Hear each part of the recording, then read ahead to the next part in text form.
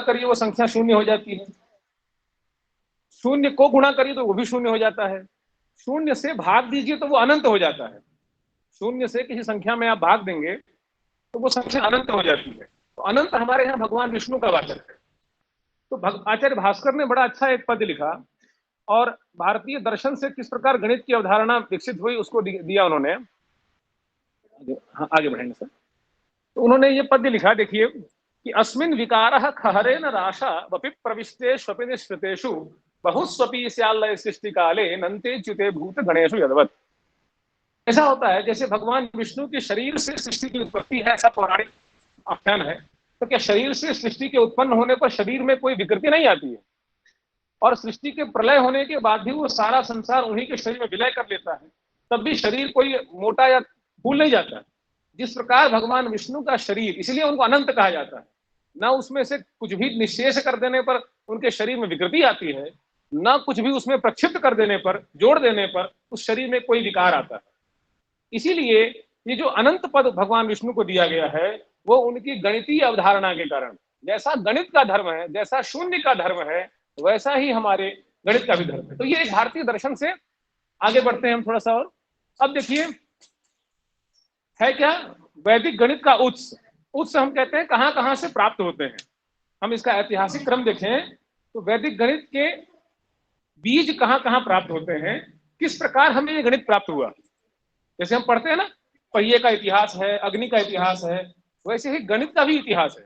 पहला है मंत्र। जो वैदिक मंत्र हमारे हैं वो अपने आप में गणित की प्रक्रिया बताते हैं, क्योंकि किसी भी मंत्र में एक निश्चित दूरी तय करनी है। इतने मंत्र में, इतने चरण में इतने अक्षर होंगे, इतने अक्षर होने के बाद यहां यहां रुकना है। जैसे ही आपने कोई नियमन किया वहां गणित की उत्पत्ति हो जाती है। तो वैदिक मंत्रों में जितने हमारे छंद शास्त्र के नियम हैं, जितने हमारे अक्षर विन्यास के नियम हैं, वो सब गणित के द्योतक हैं। बिना गणित को जाने कोई संगीत वादक अपने संगीत की धुन नहीं कर सकता है। शुरुआत वहीं से है। वैदिक मंत्रों की जो ऋचाएं हैं, हमारे आचार्य जी भी जानते हैं, जो हम मंत्र पाठ करते हैं, जिस प्रकार के उसके पाठ की विकृतियां हैं, ये सब गणितीय आधार पर ही निर्धारित है। तो सबसे पहला बीज तो हमें मूल वैदिक मंत्र में मिलता है। दूसरा क्या है, उसके उच्चारण की पद्धति है, जो उसके स्वर की पद्धति है, कहाँ हमें निक्षेप करना है, कहाँ हाथ को नीचे की ओर ले जाना है, ये जो विक्षेप है ये भी गणित की प्रक्रिया है। उसके बाद देखिए वैदिक चिन्ह। आप गौर करिए, हम जो बनाते हैं ना घरों में, स्वस्ति का चिन्ह बनाते हैं, आखिर वो चिन्ह किस अर्थ में है? वृद्धि के अर्थ में। स्वस्ति मतलब वृद्धि। और आप देखिए हम योग का जो चिन्ह करते हैं वो भी प्लस का ही है। बढ़ने के अर्थ में हमारे पास जो चिन्ह है, तो भारतीय संस्कृति में ऐसा नहीं है कि अचानक आप जब पढ़ेंगे, चिन्हों का इतिहास पढ़ेंगे, आखिर योग के लिए हम एक सीधी रेखा और एक तिरछी रेखा लिखते हैं ना। योग का मतलब वृद्धि, और वो वृद्धि पद कहां से है? स्वस्ति ना इंद्रो, इस मंत्र से है। स्वस्ति मतलब वृद्धि।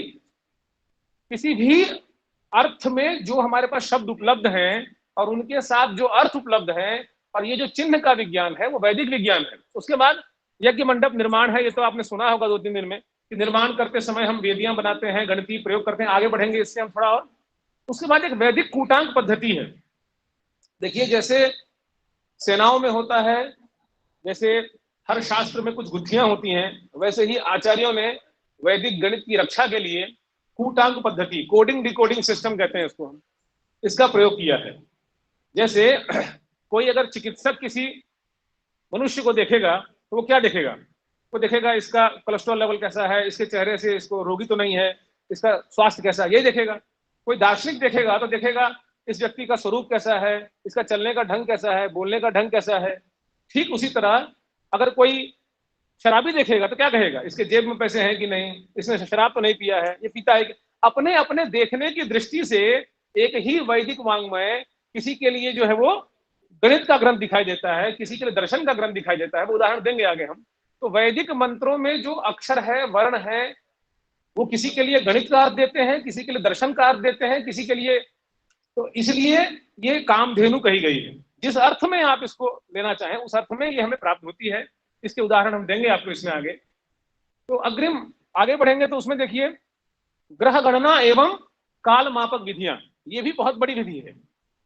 आप ये सोचिए कि भारतीय ज्ञान परंपरा ने विश्व को क्या दिया? तो ग्रह गणना दी और काल ज्ञान दिया। आप सोचिए कि आपको उदाहरण बताऊं मैं, एक भास्कराचार्य हमारे यहाँ आचार्य हुए, इतने अच्छे ज्योतिषी थे कि उन्होंने अपनी ही पुत्री के विवाह के लिए इतना मुहूर्त देखा कि कोई अच्छा मुहूर्त ही नहीं मिला।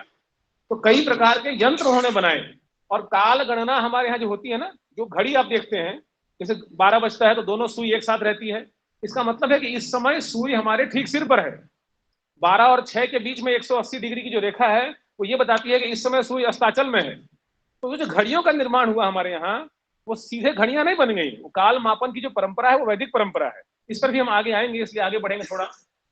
वैदिक स्थापत्य, स्थापत्य में ये तो आप जानते हैं, गणित का विकास तो जो भी हुआ, मूर्तियों का निर्माण, मंदिरों का निर्माण, बिना गणितीय परंपरा के विष्णु जी के जितने हाथ हैं, शंकर जी के जितने हाथ हैं, ब्रह्मा जी के जितने मुख हैं, जितने प्रकार के शंख हैं, चक्र हैं, इनकी जो आकृतियां बनी, उन आकृतियों को बनाने का जो माप परिमाप है, आप देखेंगे शिव पंचायतन में शिव जी की मूर्ति का कितना विस्तार हो, लिंग का कितना विस्तार हो, प्रतिमा का कितना विस्तार हो। तो ये जो हमारे यहाँ जो मंदिर और स्थापत्य के नियम थे, ये सब गणित पर आधारित थे। ये भी एक बड़ा माध्यम रहा गणित का विकास में, वैदिक गणित की विकास परंपरा में। और वैदिक काल गणना बहुत बड़े विषय है, एक एक विषय स्वतंत्र विषय है। और काल गणना क्या है? हमारे भारत की इतिहास परंपरा को हम जानना चाहें, कब से भारत का अध्ययन क्रम शुरू हुआ, इतिहास की गणना में भी किस नक्षत्र के साथ कौन देखा गया। जैसे आप देखते हैं ना, आज एक सूर्योदय हुआ, कल एक उदय हुआ, तो सूर्य को हम प्रतिदिन देखते हैं। ठीक इसी प्रकार आकाश में छोटे छोटे नक्षत्र हैं, ग्रह हैं। जैसे 24 घंटे में पृथ्वी के परिभ्रमण के कारण सूर्य आपको दिखाई देता है, तो आप ये जानते हैं कि एक उदय में लगभग 24 घंटे की दूरी है। ठीक उसी तरह आकाश में ऐसे भी कतिपय पिंड हैं, कुछ छोटे छोटे पिंड हैं जो 6 वर्ष में, 18 वर्ष में, 12 वर्ष में पूरा घूमते हैं। उनको देख करके काल गणना करने की विधि हमारे यहाँ है। तो ये सारे वैदिक परंपराओं पर आधारित है। और उसके बाद खगोल विज्ञान उसी का एक भाग है। अगले क्रम में हम बढ़ेंगे तो देखिए, बहुत नहीं जाएंगे, इसकी पूरी इतिहास परंपरा है। वैदिक काल, या हम ये कहें वेदों की रचना का जो अज्ञात काल है, उसका काल निर्धारण बड़ा विवादित विषय है। फिर भी जो सर्वमान्य मत है, बाल गंगाधर तिलक ने जो ओरायन ग्रंथ के आधार पर कहा, जो ओरायन नाम का नक्षत्र है उसके आधार पर, वैदिक काल का जो सूत्र ग्रंथ है, संहिता ग्रंथ है, उसके आधार पर 1884 में स्वामी भारती कृष्ण तीर्थ जी ने उनके सूत्रों को लिया कुछ। देखिए, स्वामी भारती कृष्ण तीर्थ जी का जो वैदिक गणितीय सूत्र है वो वेदों से निश्रित है, ऐसा नहीं है। गणित की जो प्रक्रिया है उसमें वैदिक जो परंपरा है गणित की, उसके आधार पर कुछ सूत्रों का निर्माण उन्होंने किया। कालांतर में और भी सूत्र बन सकते हैं, और आचार्य भास्कर ने, आर्यभट्ट ने इन्हीं गणितीय सूत्रों को लेकर गणना भी की। तो ये जो पूरी परंपरा है, परंपरा बहुत बड़ी है। आदिकाल, शैशव काल, मध्यकाल, उत्तर काल, ये पूरा एक क्रम चलता गया। कई आचार्य इसमें आए। और ये जानिए कि किसी शास्त्र के विकास के लिए कोई आधार चाहिए। आपको कहा जाए गाय पालिए, तो आप कहेंगे उसके पालने से क्या लाभ है? पहले गोबर है, मूत्र है, दुग्ध है, नवनीत है, घी है, उसके पालने से क्या लाभ है, इस लाभ को देख करके उसका पल्लवन पुष्पन किया गया है। तो वैदिक गणित के पालन में क्या लाभ था, तो लोगों ने इसको खगोल विज्ञान से जोड़ दिया। अगर इसको आप करेंगे तो गणितीय प्रक्रियाओं को कर सकेंगे, यज्ञों को कर सकेंगे, और यज्ञ मापन के वैदिक और कुंडों का निर्माण सही से कर सकेंगे। काल गणना करेंगे तो व्यक्ति के शुभाशुभ काल का निर्णय कर सकेंगे। तो इसके विकास के लिए और सारी फलश्रुतियों वाले शास्त्रों को इसमें जोड़ा गया। ये पूरा विकास क्रम है, जैन वांग्मय है। और जो ये तीसरा हरे रंग में है, आर्यभट्ट, वराहमिहिर, भास्कराचार्य, ब्रह्मगुप्त, लल्लाचार्य, मुनीश्वर, श्रीधर और भास्कराचार्य द्वितीय, ये एक तरह से हमारे वैदिक गणित की परंपरा का स्वर्ण काल है। इसको हम गोल्डन पीरियड के नाम से कहते हैं। जो आर्यभट्ट प्रथम हमारी वैदिक गणितीय परंपरा के सर्वप्रथम लौकिक आचार्य हैं। ऐसे आचार्य इससे पूर्व जितने आचार्य हुए वो सब ऋषि थे, महर्षि थे, उनकी कैटेगरी अलग थी। आर्यभट्ट प्रथम लौकिक आचार्य हुए जिन्होंने वैदिक गणित के सूत्रों को लेकर के, जिसकी चर्चा विगत दिन मैं देख रहा था आचार्य जी सुद्युम्न जी कर भी रहे थे। तो ये शुरुआती क्रम में आचार्य आर्यभट्ट से शुरू करते हैं, और माध्यम इन्होंने बनाया खगोल गणना का, काल गणना का विकास गणित का हुआ है ना। किसी बच्चे को दवाई खिलानी है तो गुड़ में मिलाकर खिलाई जा रही है, लेकिन मुख्य उद्देश्य उसका जो है वो गणित की विकास परंपरा थी। उसके बाद उत्तर काल में इनको देखा देखी, इन ग्रंथों को आधार बना करके माधवाचार्य, महेंद्र सूरी, कमलाकर भट्ट, जगन्नाथ, ये ग्रंथ। और ये जो नीचे आप देखेंगे आधुनिक काल में इन्होंने क्या किया, 16वीं शताब्दी के बाद ये शुरू होता है, और लगभग ये मानिए कि इस समय आधुनिक गणित का विकास भी हो चुका था। नीचे बापूदेव शास्त्री, शंकर बालकृष्ण दीक्षित, सुधाकर द्विवेदी, रामानुजन, तिलक, इन समय में आधुनिक गणित भी अपना एक समानांतर विकास उसका हो चुका था।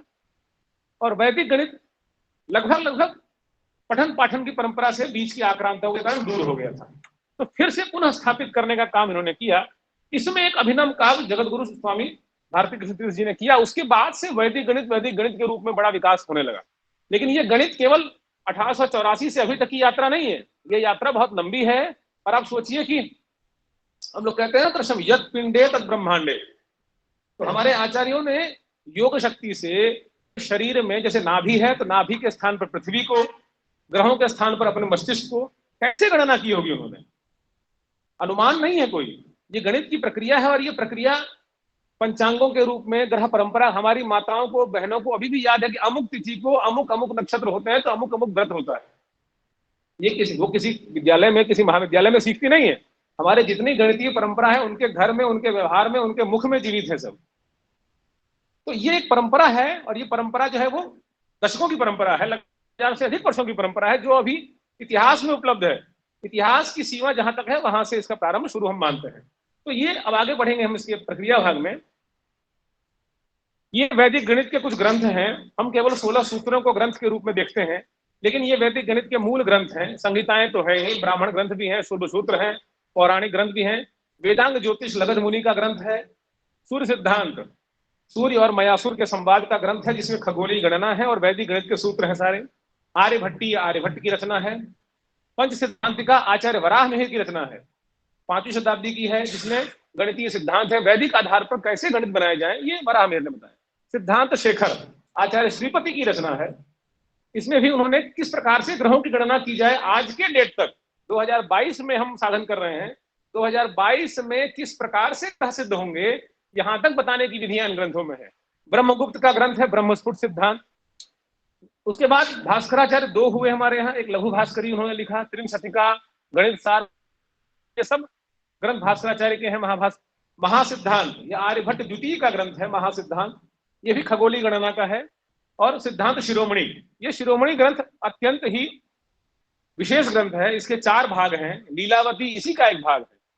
सिद्धांत शिरोमणि का ही एक खंड लीलावती है, एक खंड बीज गणित है, एक खंड ग्रह गणित है और एक गोलाध्याय है। तो सिद्धांत शिरोमणि एक तरह से इन सब का सारभूत ग्रंथ है और गणित का सर्वप्रथम लौकिक ग्रंथ जो हम लोगों के अध्यापन के लिए उपयोगी हुआ वैदिक गणित के आधार पर, वो सिद्धांत शिरोमणि। तो ये सारे प्रमुख ग्रंथ हैं। उसके बाद जो उस तरफ के ग्रंथ हैं वो विगत 200-300 वर्षों के ग्रंथ हैं। चलन कलन, यंत्र राज, यंत्रों को निर्माण करने के लिए, जैसे मान मंदिर पर मान सिंह के द्वारा जो निर्माण कराया गया यंत्रालय, उनको निर्माण करने की विधियां बताई गई हैं। तो ये सारे गणित पर आश्रित हैं।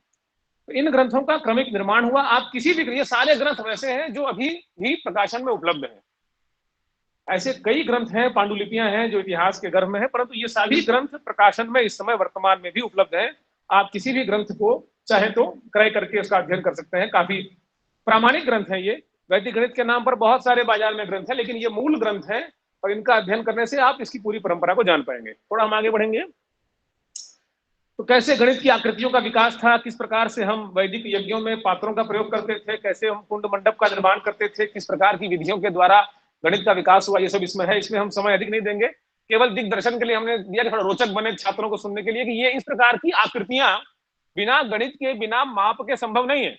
कोई दर्जी आपका वस्त्र सिल दे और उसको अगर आप अपना नाप ही ना दें, एक बार आप नाप ना दें, उसने आपको देख लिया सिल दिया, बार बार वो इस कक्षा में बैठे हुए 2500 व्यक्तियों का नाप बिना नाप लिए अगर सिल दे और वो उसके शरीर में, हर व्यक्ति के शरीर की आकृति की भिन्नता से वो सटीक बैठ जाए।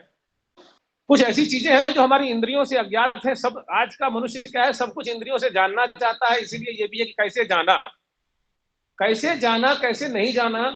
आज के समय में भी विज्ञान सभी पदार्थों की उत्पत्ति कर रहा है, मिट्टी की उत्पत्ति नहीं कर पाता है। सभी प्रकार के अंशों को जोड़ करके विज्ञान जो है वो, विज्ञान के विद्यार्थी होंगे, अगर वो जल को जोड़ेंगे तो आप जल बना सकते हैं, आप वाष्प बना सकते हैं, लेकिन मिट्टी का अंश नहीं बना सकते आप। कुछ प्रकृति के ऊपर भी, प्रकृति अंत में सर्वशक्तिमान है। तो इस प्रकार की जो, अब ये जो यंत्र के प्रयोग थे, अब हम इस पर इतना जब हमें मिलता है ना, तब हम सोचते हैं कि आखिर चला जाए उस दर्जी के पास कि भाई तुम कौन सी, है ना। तो अब उसके बाद हम प्रक्रिया भाग में चलेंगे थोड़ा सा। ये यंत्र देखिए, वो तो प्राचीन थे, ये आधुनिक है, विश्वविद्यालय में हमारे उपलब्ध भी है। जिस प्रकार के यंत्र, ये तो बनाया गया है 16वीं शताब्दी में, लेकिन बनाने की रचना विधि अत्यंत वैदिक काल में थी। ये जो आप दाएं तरफ देख रहे हैं, ऊपर बाएं तरफ जो उसमें क्या करते हैं, ऊपर ध्वज लगा करके, और आषाढ़ महीने में ही पवन के वेग को, हवा को नापते हैं और उसको मेजरमेंट करते हैं, और आषाढ़ महीने में ही सबसे अधिक वृष्टि का योग होता है। तो आषाढ़ महीने में कितनी वृष्टि होगी इसका अनुमान 6 महीने पहले लगाने के लिए वो यंत्र हम न कर पाए, इस समय के लोग न कर पाए, या यंत्र कालातीत हो गए हों, वो हम लोगों का दोष है। इस विधि में, इस प्रक्रिया में किसी प्रकार की कोई समस्या नहीं। अगला यंत्र जो देख रहे हैं ना, वो बनारस के अक्षांश पर आधारित है। अक्षांश मतलब लैटिट्यूड पर। आप चाहें तो ध्रुव तारा को देख सकते हैं उसमें।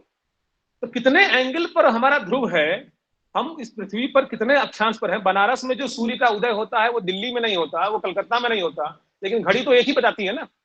अभी 1:40 हो रहा है तो सब जगह यही हो रहा है। लेकिन स्थानीय भेद से अगर कोई गोल पदार्थ है, जब ग्रहण होता है तो सबका अलग अलग होता है। फलाने जगह पर सूतक कितने बजे लगेगा, इसका मतलब कि सूर्योदय जो होता है वो तो हम एक मान लेते हैं स्टैंडर्ड टाइम के लिए, लेकिन स्थानीय भेद से तो अंतर होता है। इन सबको जानने के लिए अलग अलग यंत्र हैं। तो ये हमारी अभी से नहीं, ये वैदिक काल से परंपरा चली आ रही है।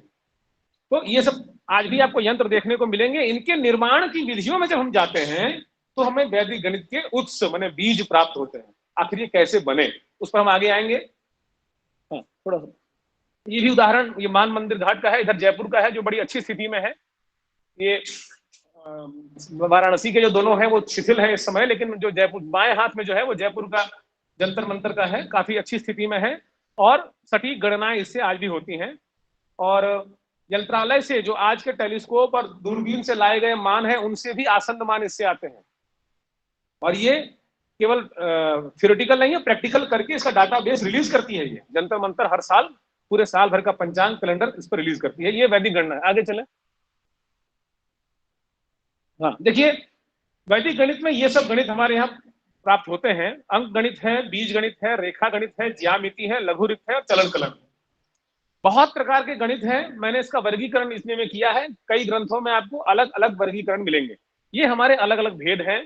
कौन कौन से किसके किसके ग्रंथ हैं ये भी यहाँ इंगित है। अंक गणित के लिए लीलावती है, गणित कौमुदी है, गणित सार है। तो किस विषय के लिए पर्टिकुलर किस प्रकार के ग्रंथ हमारी गणितीय परंपरा में है, ये क्रमशः इसके सामने उल्लिखित है। और आगे बढ़ेंगे सर थोड़ा सा। अच्छा, वैदिक गणित की जो पूरी परंपरा हम देखते हैं तो कौन कौन से गणित दिखाई देते हैं, किन किन प्रकार की गणित की प्रक्रियाएं हमको दिखाई देती हैं।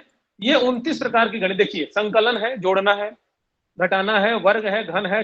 अब होता क्या है ना, आजकल कार्यशालाएं हो चाहे वैदिक पाठ्यक्रम हो, थोड़ा सा 2-4 वर्ग कर दीजिए, 2-4 गुणा भाग कर दीजिए, बड़ा अचंभित हो जाएंगे आप। लगेगा 5 से गुणा कर दिए, 6 से कर दिए, यही वैदिक। ये 29 प्रकार की 30 प्रकार की जो गणितीय प्रक्रियाएं हैं, ये सभी प्रक्रियाएं हमारे यहाँ वैदिक गणित में उपलब्ध है। हाँ, आचार्य स्वामी भारती कृष्ण तीर्थ जी ने जो सूत्र बनाए, उन सूत्रों से वर्ग, वर्गमूल, घन, घनमूल तक हम कर लेते हैं। लेकिन ये जो गणितीय प्रक्रिया है, त्रैराशिक, चिति, मिश्रक, सीढ़ी, खात, बहुत ही अद्भुत प्रकार की गणितीय प्रक्रिया है। इसकी कुछ चर्चाएं आगे करेंगे हम, इसलिए हम थोड़ा तेजी से। ये सब केवल आपको जानकारी के लिए कि गणित के ये सारे भाग हमारे यहाँ जानने की विधियां हैं। केवल वर्ग, वर्गमूल, घन, घनमूल वैदिक गणित का हिस्सा नहीं है। ये तो केवल शुरुआती दौर है। स्वामी भारती कृष्ण ने सोचा कि हम 16 सूत्र दे देंगे तो बाद के लोग इसके आगे सूत्र खोजेंगे, लेकिन बाद के लोग उसी 16 सूत्रों को ही प्रमाण मान करके उसी पर, तो एक श्रृंखला जो चली वो वैसी की वैसी वहीं रुक गई। उसके बाद 13 उपसूत्र बने, फिर कुछ और सूत्र आए। तो कुल मिलाकर के वर्ग, संकलन, व्यवकलन और घन, यहीं तक हम सीमित रह गए। इसके बाद की जो गणितीय प्रक्रिया है उस पर कोई प्रायोगिक काम नहीं हुआ। और अध्ययन के नाम पर भी वैदिक गणित को हमने केवल 10वीं 12वीं तक कक्षाओं में रखा है। तो बच्चे को इतना ही जानना पड़ता है, उसके बाद की प्रक्रियाओं पर न कभी ध्यान गया, न कभी उस तरह का समवाय बन पाता है। खैर, लेकिन ये सारी प्रक्रियाएं, ये गणित के सारे मेथड्स हैं। त्रैराशिक जो है ना, वो 3 रूल ऑफ इनवर्स है। जो आपका भागहार है वो इंडिटरमिनेट कैलकुलेशन है। करनी जो है वो सर्ट्स है। ये जितने भी गणित की प्रक्रियाएं हैं, कुट्टक है ना, एक ही बार हम प्रोग्रेशन में जब मान लाते हैं तो ये कुट्टक का मान है। अब बताएंगे इसमें उदाहरण आगे, प्रायोगिक पक्ष में जब आएंगे तो आगे चलेंगे। देखिए, मंत्रों में जब हम किसी अक्षर को देखते हैं तो हमें गणित दिखाई देता है। कोई व्यक्ति ये मंत्र को देखता है तो उसको जो उसकी इच्छा है वो दिखाई देता है। अब वैदिक गणित में वर्णों के माध्यम से अक्षरों को संकेतित किया गया है। ये आपने बहुत बार सुना होगा। और संकेत करने के भी कई विधियां हैं। ये जो एक विधि है ये वैदिक काल की विधि है। ये नियम सूत्र नीचे है, कादि नव तादि नव पादि पंचक याद्यष्टक तथाक्षर शून्यम।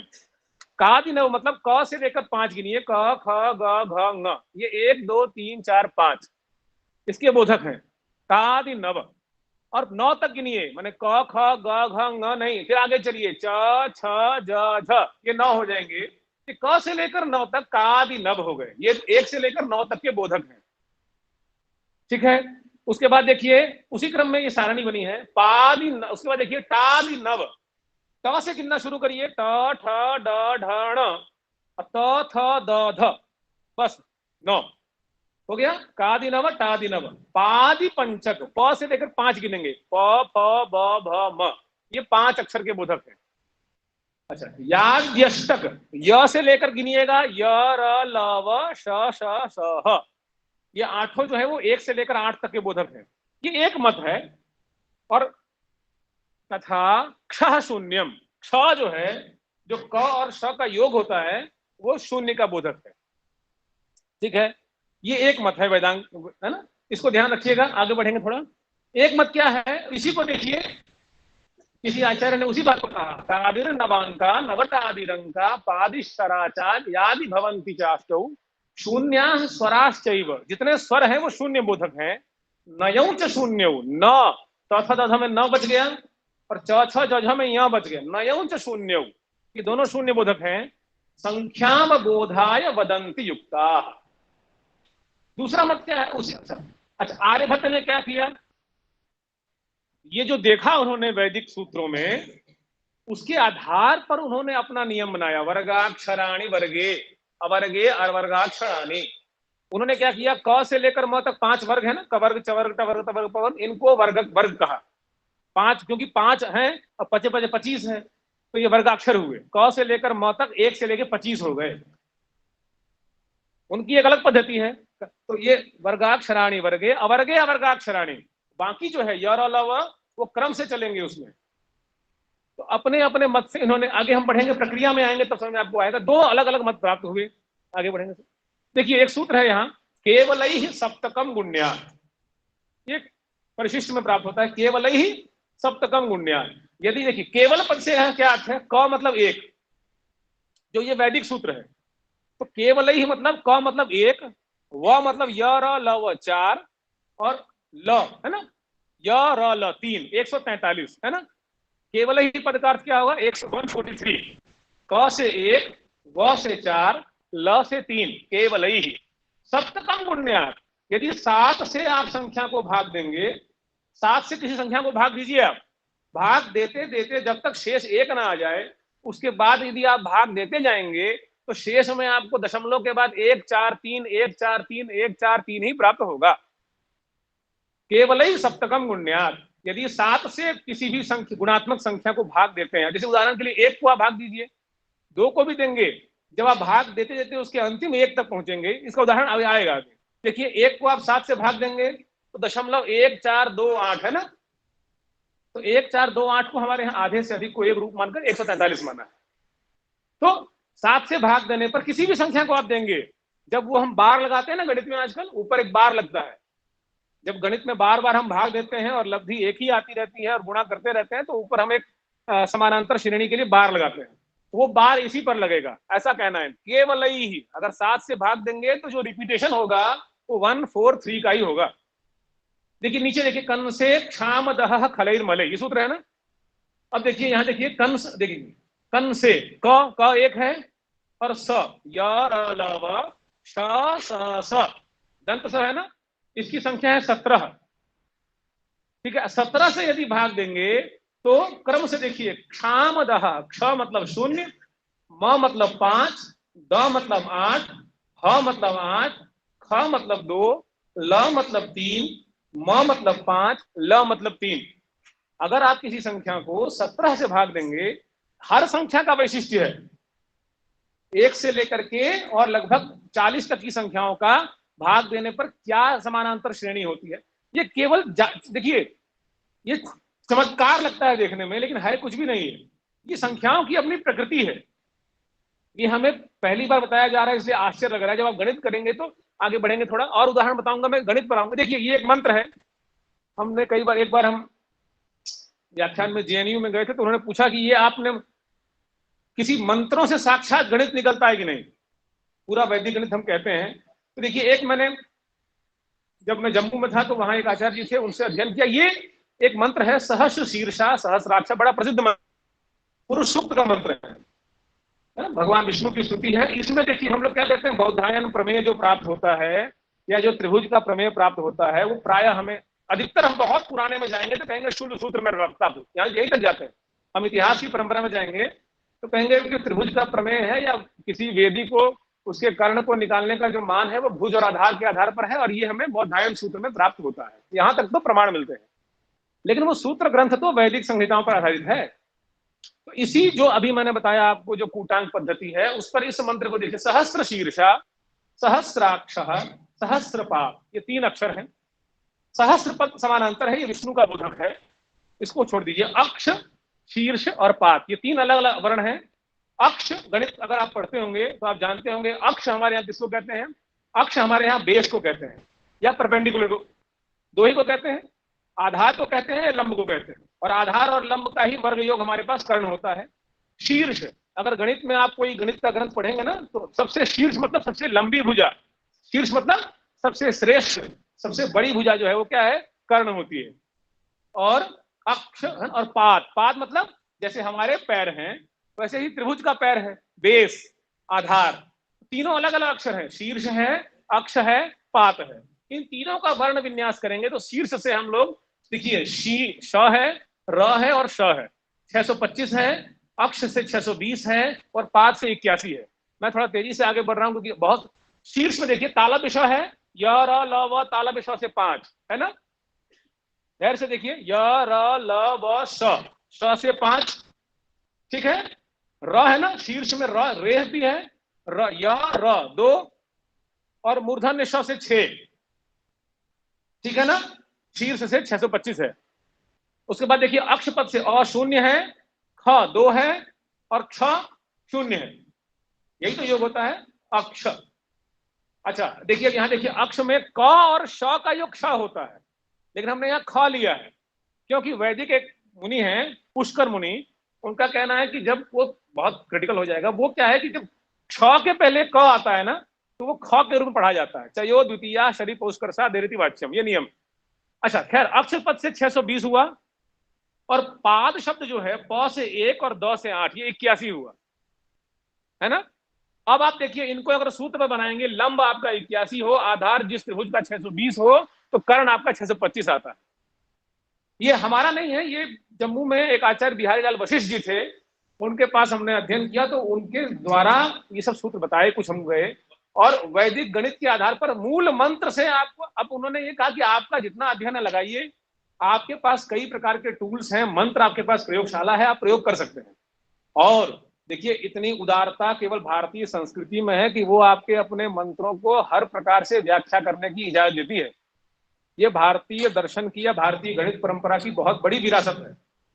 किसी और धर्म ग्रंथ को यदि आप 4 तरह से व्याख्या कर देंगे तो सबसे पहले उस पर बड़ी आक्षेप की स्थिति आ जाएगी, लेकिन भारतीय वैदिक संहिताओं की, भारतीय दर्शन की, भारतीय मीमांसा की, जितनी मीमांसा की जाए, किसी ने कभी कोई आक्षेप नहीं किया।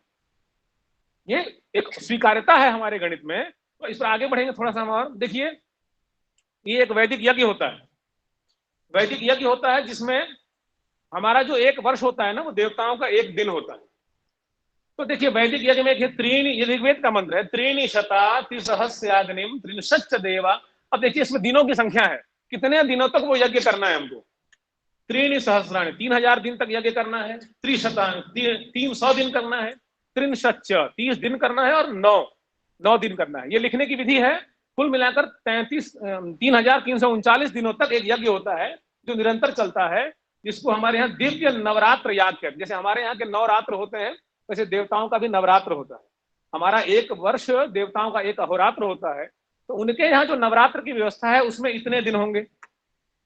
हमारी जो तिथियां होती है ना, होती है नवरात्र मनाते हैं ना प्रतिपदा से लेकर, वैसे ही देवता लोग भी जैसे दिवाली मनाते हैं, उसका तो मनाते हैं देव दीपावली, लेकिन नवरात्र तो हम नहीं मनाते हैं, वैसे ही नवरात्र भी उनका मनता है। उस नवरात्र में उस दिनों की यज्ञों की संख्या, ये 3339 दिनों की संख्या है। तो आप देखिए एक लूनर ईयर में, एक चांद्र वर्ष में, एक लूनर ईयर में 371 दिन होते हैं, तिथियां होती हैं। आप इस पूरे 3339 को 9 से भाग दे देंगे तो लब्धि वही आएगी जो हमारे गणित से चांद एक वर्ष में चांद्र दिनों की संख्या है। इसका मतलब कि इतने मान से देवताओं का नवरात्र याग चलता है, और 9 दिन अर्थात 3339 मानव के माप में, हमारे माप में उतने दिनों का यज्ञ होता है। ये कुछ उदाहरण थे जो सीधे वैदिक मंत्रों से हमारी गणितीय प्रक्रिया कैसे निकली, इस पर हम थोड़ी चर्चा कर रहे थे। थोड़ा आगे बढ़ेंगे। हाँ, ये सब आप वैसे सुन चुके होंगे, चतुराधिकम पर बात वो कर चुके थे आचार्य जी, कि कैसे वृत्त और परिधि की हम बात करते हैं, है ना। जैसे उन्होंने बताया था, उस दिन मैं सुन रहा था कि वृत्त और परिधि के संबंध में हम निकाल लेते हैं, उस पर हम अधिक नहीं जाएंगे। ये माधवाचार्य का एक सूत्र है जिसमें उन्होंने दशमलव के लगभग 32 संख्याओं के बाद तक देखिए पाई का मान कहा है, और वो उसी कूटांक पद्धति से है, उस पर हम नहीं जाएंगे, आप देख सकते हैं। तो ये पाई के केवल 3 या 4 की हम मार करते हैं, आर्किमिडीज की चाहे भारतीय गणित की, ये 32 संख्याओं तक इसका मान कहा गया। और थोड़ा आगे बढ़ेंगे, भास्कराचार्य ने भी इसको कहा। एक प्रश्न उस दिन बड़ा अच्छा आपके प्राचार्य महोदय कर रहे थे, कैसे उन्होंने जाना ये।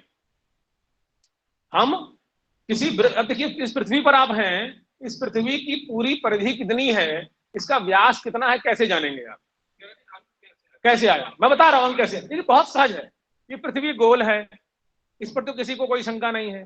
रात में ध्रुव तारा दिखता है, इस पर किसी को शंका नहीं है। आप किसी एक निश्चित स्थान पर खड़े हो जाइए और उस ध्रुव तारा को देख लीजिए। आप कैसे देखेंगे? एक नलिका लीजिए और पृथ्वी पर लेट जाइए। ध्यान दीजिएगा, बहुत छोटी सी प्रक्रिया है। पृथ्वी पर लेट जाइए, नलिका में अपना नेत्र दीजिए और नलिका को धरती के सहारे उठाइए। आप खड़े खड़े मत देखिए, नलिका को धरती के सहारे देखिए, मतलब उसका आधार जो है वो क्या है, धरती रहे। जितने एंगल पे आप देख रहे हैं उतने एंगल को आप नाप लीजिए। वो तो नाप सकते हैं आप, आपकी पाइप आपने सीधा उठाया तो वो 180 और 90 हो गया, ऐसे देख रहे हैं तो वो 45 है, ऐसे देख रहे हैं, देख सकते हैं आप। सामान्य विधि है ये आचार्य भास्कर ने बताया है, आपने देखा। अब क्या करिए, बनारस से किसी एक दिशा में सीधे बढ़िए, या तो पूर्व बढ़िए, या पश्चिम बढ़िए, या उत्तर बढ़िए, या दक्षिण बढ़िए, क्योंकि आप गोल पर है ना। किसी भी गोल पदार्थ पर, क्योंकि हमारे उत्तरी ध्रुव को आप देख रहे हैं, तो आप उत्तर की ओर बढ़ जाइए, या दक्षिण को देख दक्षिण की ओर बढ़ जाइए। किसी एक पर्टिकुलर डायरेक्शन में आप बढ़ेंगे।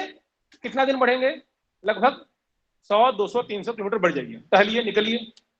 भाई आपको जानना भी है, श्रम भी नहीं करेंगे ये तो होगा नहीं, श्रम कीजिए। आप 4-5 दिन की पैदल यात्रा कीजिए और यहाँ से सीधे उत्तर अक्षांश, जैसे बनारस का अक्षांश 25 डिग्री है ना, सीधे उत्तर में आप चले जाइए, उत्तराखंड की, जहां आपको जाना चले जाइए। अब आप क्या करिए, ध्यान दीजिए, वहां से फिर उस ध्रुव तारा को देखिए। बात समझ में आ रही है? आपने एक पर्टिकुलर स्थान पर रह करके ध्रुव तारा को देखा, कितने कोण पर देखा ये आपने लिख लिया। फिर आप एक निश्चित दिशा में दक्षिण या उत्तर की ओर बढ़े, फिर आपने ध्रुव तारा को कितने कोण पर देखा ये देख लिया, दोनों को लिख लीजिए। लिख लेंगे। आप बनारस से कितना उत्तर दक्षिण गए ये आप जान गए, क्योंकि आप भाई बनारस से चल के उत्तराखंड गए तो लगभग 600 किलोमीटर गए। अच्छा, बनारस में आपने देखा तो देखा कि आपको वो ध्रुव तारा 25 डिग्री पर दिखाई दे रहा था। आप जब गोल पदार्थ पर चले तो निश्चित रूप से वहां की डिग्री या तो यहां से कम होगी या यहां से, यही तो नहीं हो सकती। समझ में आ रही बात? बनारस में जितने, अरे आप अपने छत पर से किसी ध्वजा को देखेंगे, किसी दूसरे नीचे के छत में जाएंगे तो ध्वजा का कोण बदल जाएगा ना, लेकिन छत तो अलग अलग हो सकती है। पृथ्वी तो पृथ्वी है, और उसकी एक निश्चित रेखा तय है कि इस रेखा के सभी देश समानांतर है, रेखा देश है। आप हरिद्वार, बनारस से उज्जैन चले जाइए, उज्जैन में ध्रुव तारा को देखिए, बनारस में ध्रुव तारा को देखिए, दोनों का एंगल डिफरेंस कर लीजिए, अंश बना लीजिए, और जितनी दूरी आप तय की है उतना बना लीजिए। अब आप गणित करिए। पूरी पृथ्वी, चाहे वो छोटा सा गोल पदार्थ हो चाहे पूरा बड़ा पदार्थ हो, ये आप जानते हैं किसी भी गोल पदार्थ के जितने अंश होते हैं वो 360 डिग्री से अधिक नहीं हो सकते।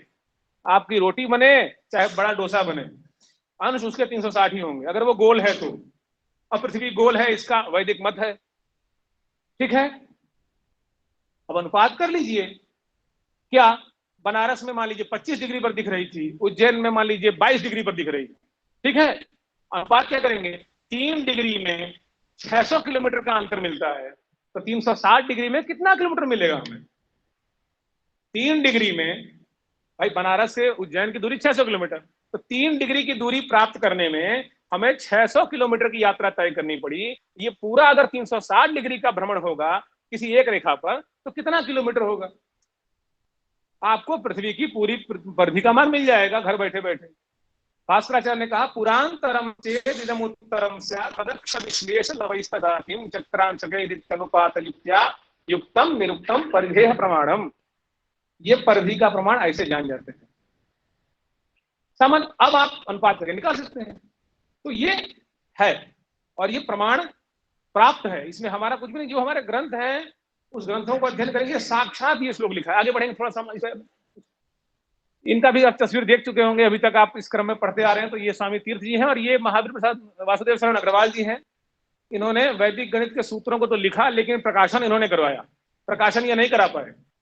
भाई स्वामी जी थे, लिखे और लिख करके करोड़पत्र पर चले गए। प्रकाशन का दायित्व, प्रकाशन का श्रेय वासुदेव शरण अग्रवाल जी को जाता है। तो ये प्रकाशन करके सूत्र में प्राप्त हुआ। थोड़ा और आगे बढ़ेंगे सर। हाँ, वैदिक गणितीय सूत्र कौन कौन से हैं ये भी हम अधिक नहीं पढ़ेंगे। 16 सूत्र हैं। ये 16 सूत्र आपके सामने हैं। ये 16 सूत्र केवल उस बहुत बड़े पात्र का छोटा सा अंश है जिसके आधार पर हम वर्ग, वर्गमूल, घन, घनमूल कर पाते हैं। आगे बढ़ेंगे।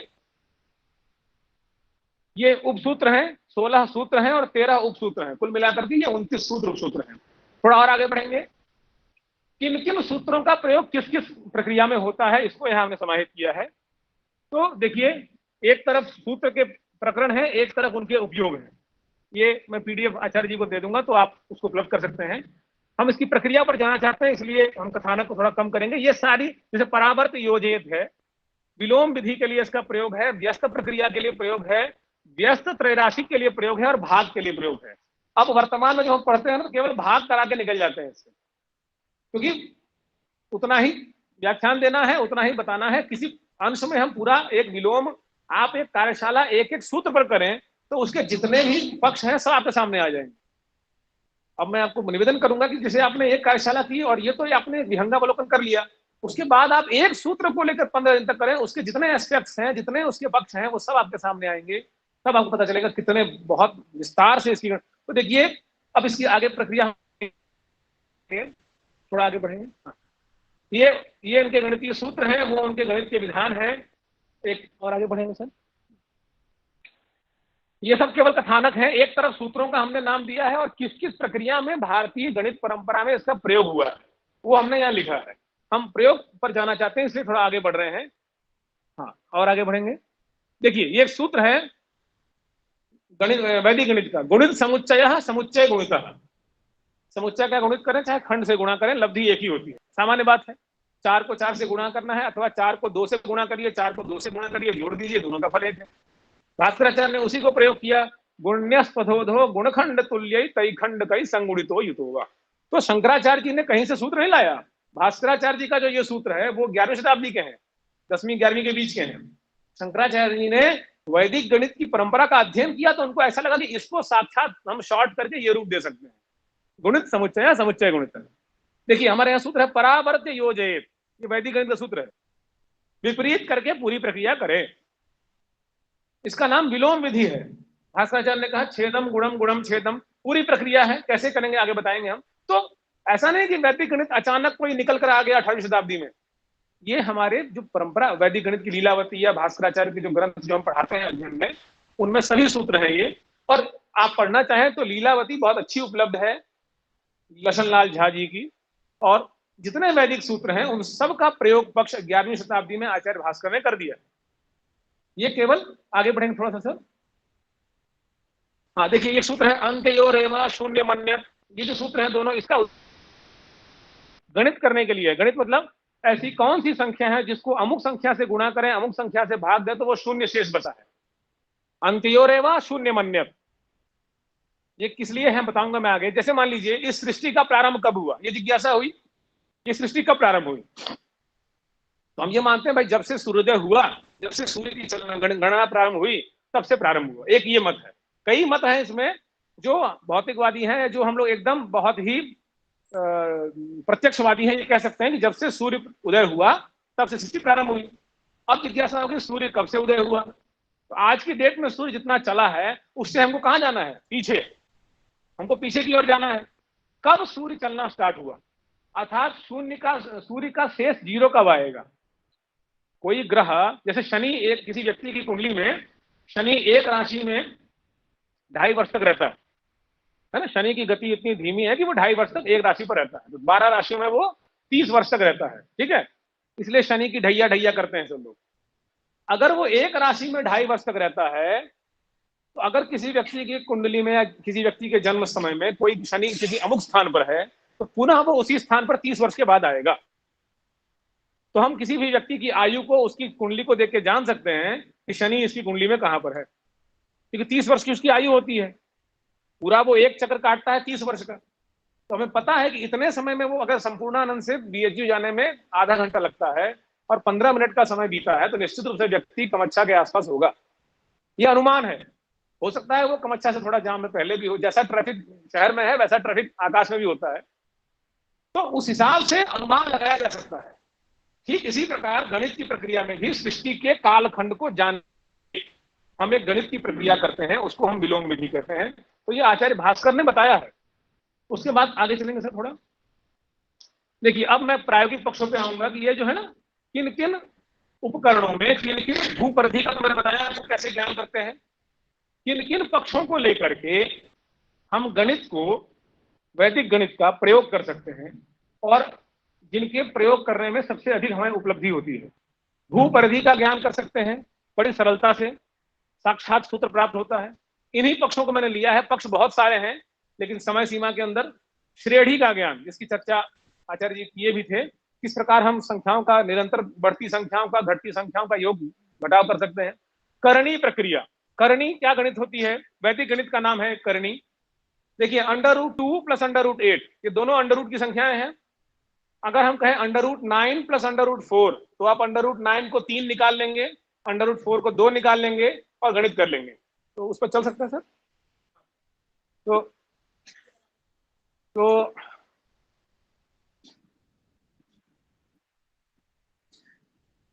यही कर लेना, ठीक है। देखिए, हम √3, सॉरी, ये देखिए √9 और √4, ठीक है, पकड़ लीजिए, ठीक है, दिख रहा होगा। तो देखिए, इसमें दो पक्ष हैं। या तो इन दोनों संख्याओं का स्वयं स्वयं वर्गमूल निकलता है, तब तो बड़ी सहजता से हम कर सकते हैं।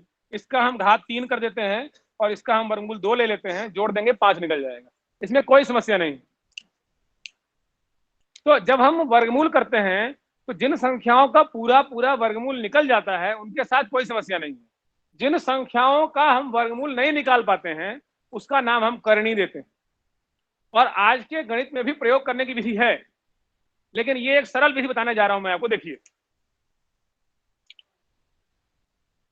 जैसे उदाहरण है √2 + √8, ये जोड़ना है हमें। ये एक समस्या है, आगे बढ़ेंगे, इसको जोड़कर दिखाएंगे और किस प्रकार से जोड़ेंगे और कितनी सहजता से जोड़ेंगे, ये प्रक्रिया का नाम है करणी। अब समस्या क्या आएगी, वर्गमूल में ये 2 जो है वो वर्गांक संख्या नहीं है, इसका वर्गमूल नहीं निकल सकता। ये 8 जो है इसका भी नहीं निकलता।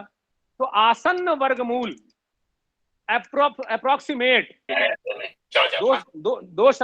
दो शब्द हैं गणित में, एक है अप्रोप्रिएट और एक है अप्रोक्सीमेट। एक है निश्चित उत्तर, एक है आसन्न उत्तर। तो हाँ, वही रखेंगे, थोड़ा पीछे करेंगे सर, उस पर आएंगे जहां थे, जिस क्रम पर थे हम लोग। हाँ, आगे बढ़ रहे हैं सर आप।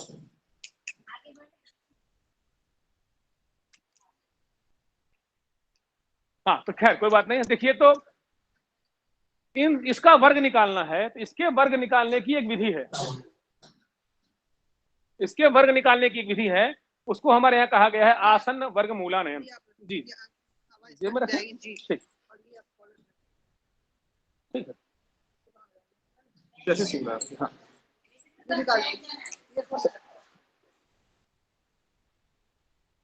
सहयोग कर दें, आए क्या।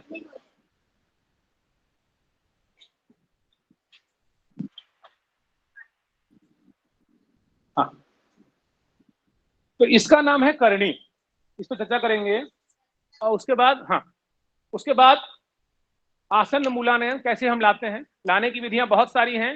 एक सरल विधि, उसके बाद कुट्टक, ये बहुत ही उच्च स्तर का गणित है। इनडिटर्मिनेट इक्वेशन, ये ग्रहों की गणना में प्रयोग होता है और आधुनिक गणित भी ऐसी समस्याओं को हल करने के लिए बहुत लंबी चौड़ी, लेकिन ये बहुत ही उच्च स्तर का गणित है। इसका उदाहरण दूंगा मैं आपको भी। और ये व्यक्तागत कई गणितीय पक्ष हैं और ग्रह गणना में कहां कहां हम उपयोग करते हैं, कुछ उदाहरण के क्रम से आएंगे। आगे बढ़ेंगे थोड़ा सा, एक पेज देखिए। हाँ, देखिए आपको इस, मान लीजिए 3 का वर्गमूल निकालना है, ये सामान्य प्रश्न है। तो अब 3 का वर्गमूल तो निकलता नहीं है, 4 का निकलता है, 2 का निकलता है, और अनुपात में आप करें कि 4 का 2 होता है और 5 का जो 9 का 3 होता है, तो इसका 2 से कुछ कम होगा, 1 से कुछ अधिक होगा, ऐसा करेंगे। लेकिन कितनी अच्छी देखिए आप, वर्गेण महता इष्टेन, इस 3 को क्या करिए, किसी भी संख्या के वर्ग से गुणा कर दीजिए। आप जो चाहते हैं उससे गुणा कर दीजिए, जितना बड़ा आप चाहेंगे उतना उत्तर आपका सूक्ष्म आएगा। वर्गेण महता इष्टेन, अपनी इच्छा के अनुसार कोई इष्ट लीजिए। जैसे हम 10 ले लेते हैं उदाहरण के लिए, तो 10 से हम गुणा, 10 का वर्ग क्या होगा, 100 होगा। 10 का वर्ग 100 होगा ना। वर्गेण महता, हम 100 से इसको गुणा कर देते हैं, ये 300 हो गया। वर्गेण महता इष्टेन हो गया। अब ये संख्या क्या थी, 3। हतात छेदांश और बधात। अब आप क्या करिए, इस 300 का क्या करिए, वर्गमूल ले लीजिए। इस 300 का वर्गमूल ले लीजिए।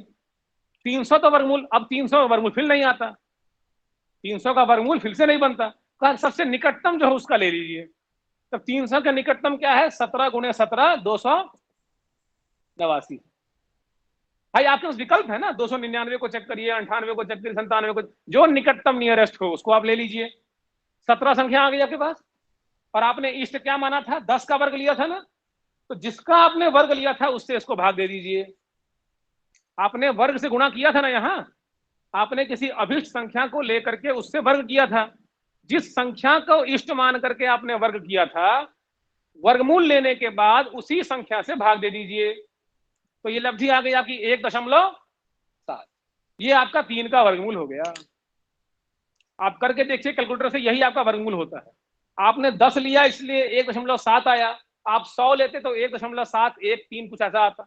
जितना आप इष्ट बढ़ाते, कहा क्या, महता इष्टेन, जितने इष्ट की सीमा को आप बढ़ाएंगे उतना आपका वर्गमूल सूक्ष्म से सूक्ष्मतम आता जाएगा। ये एक सहज विधि। अब देखिए क्या है अगली, खैर अब हमको क्या करना था, √2 को √8 से जोड़ना था, है ना। तो जोड़ने के लिए क्या है, जोड़ने के लिए एक सूत्र है। सूत्र थोड़ा आगे बढ़ाएंगे और आगे बढ़ाएंगे और आगे और आगे। हाँ देखिए ये सूत्र है, ऐसी 2 संख्याएं जिनका कोई वर्गमूल नहीं निकलता उनको जोड़ना है। बहुत लंबी प्रक्रिया है। आधुनिक गणित में क्या करते हैं, √2 को फिर एक √2 से गुणा करते हैं, दोनों पक्षों को एकांतर करते हैं। अब यहां क्या देखिए, योगम, ये सूत्र है, योगम करण्य और महतीम प्रकल्प्य, √2 प्लस √8 करना है। ये मिटता नहीं है, तो √2 √8 है ना। इन दोनों को जोड़ लीजिए। √रूट को जोड़ना हमको नहीं आता, उसी को तो जोड़ना है। कहा कि 2 योगम करण्योर, इसका नाम क्या है, करणी। बताया ना, जिन संख्याओं का वर्गमूल नहीं होता उसको वैदिक गणित में करणी कहा गया। तो योगम करण्योर महतीम प्रकल्प्य, इन दोनों को जोड़ लीजिए। तो इसको नाम दे दीजिए, 2 और 8 का योग कितना हो गया, 10। इसका नाम दे दिया हमने महती। एक संज्ञा कर दी XYZ, एक नाम दे दिया, बृहद संख्या है। अब क्या कहा देखिए, घातस्य मूलम द्विगुणम लघुम च, ये केवल एक उदाहरण के लिए सूत्र नहीं है, किसी भी आप वर्गात्मक संख्या को जोड़ सकते हैं। घातस्य मूलम, घात करेंगे, घात करने से क्या होगा, 8 दूनी 16।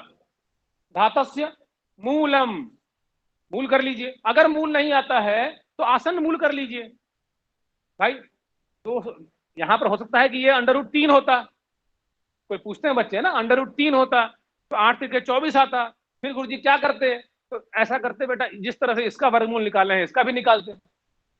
घातस्य मूलम, तो घात आपने किया, घात मतलब गुणा करना, 2 और 8 को गुणा किया तो 16 हो गया, उसका वर्गमूल लिया तो कितना हो गया, 4। घातस्य मूलम द्विगुणम, सूत्र में देखिए द्विगुणम, इसको 2 से गुणा कर दीजिए, इसको नाम दे दीजिए 8। ये ध्यान रखिए, इसका और इसका, इन दोनों में ये बड़ी आएगी, ये छोटी आएगी हमेशा। इसका नाम महती, इसका नाम लघु। हो गया। योगांतरे, अब इन दोनों को जैसा जोड़ते हैं वैसा जोड़ दीजिए। 10 और 8 को जोड़ेंगे तो क्या होगा, अंडर रूट कर दीजिए, यही आपका उत्तर होगा। √2 प्लस √8 इज इक्वल टू √18 करके देखिए आप, वही आएगा। और सरल देखना चाहते हैं उदाहरण देखिए आप ये जानते हैं उत्तर √9 प्लस √4, इसका तो आंसर जानते हैं ना, √9 प्लस √4, √9 मतलब 3, √4 मतलब 2, इन दोनों को 5 होता है, इसको छोड़ दीजिए आप। इस प्रक्रिया से चलिए, इन दोनों को जोड़िए, योगम करण्योर महतीम प्रकल्प्य, जोड़ दीजिए, तो जोड़ने पर क्या होगा, 13 होगा। घातस्य मूलम, घात करेंगे कितना होगा, 9 चौके 36, 36 का मूल 6, द्विगुणम 12, जोड़ देंगे 25, मूल ले लेंगे 5, आ गया ना, यही तो आया। घातस्य मूलम द्विगुणम लघुम च, ये एक बहुत अच्छी विधि है। और ये इसको सर्ट्स आधुनिक गणित में कहते हैं, SURDS इस नाम से है। और इसकी पूरी प्रक्रिया इसमें आगे थोड़ा पीछे कर देंगे भाई साहब, जहां थे हम लोग, पीछे, हाँ ठीक, नहीं आगे आ गया पीछे जी, क्योंकि सूत्रों को रखने में कहीं आगे पीछे हमसे, आप हाँ और पीछे चलिए, ये 35 ना, हाँ और पीछे, नहीं आप आगे चल रहे हैं सर, जैसा चल रहे हैं उल्टा कर दीजिए, हाँ हाँ ठीक, और पीछे, हाँ ठीक ठीक ठीक, हाँ बस। अब देखिए, अब ये इसको मिटा सकते हैं सर, हो सकता है, हाँ। अब देखिए, ये कुट्टक प्रक्रिया है, कुट्टक जो गणित है, ये कुट्टक गणित हमारे यहाँ बड़ी प्रसिद्ध गणित की प्रक्रिया है। एक उदाहरण दे रहा हूं मैं आपको, देखिए, 1 युतम, ऐसी कौन सी संख्या है जिसमें 221 का गुणा कर देंगे।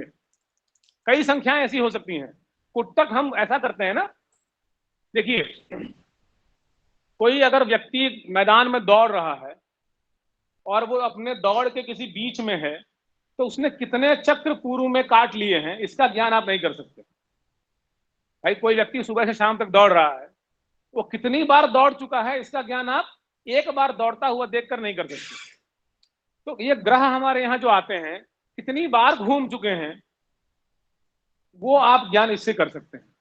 कैसे कर सकते हैं, उदाहरण देखिए, 1 युतम शतद्वयम, ऐसी कौन सी संख्या है जिसको 221 से गुणा कर देते हैं, गुणनफल में कुछ जोड़ देते हैं और कुछ संख्या से भाग दे देते हैं, तो लब्धि शून्य आ जाती है, माने निशेष हो जाता है, माने भाग देने पर किसी प्रकार का कोई शेष प्राप्त।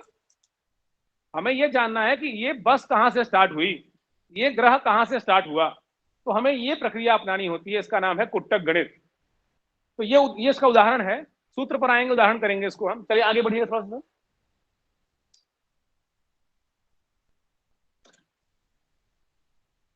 नहीं पीछे, उल्टा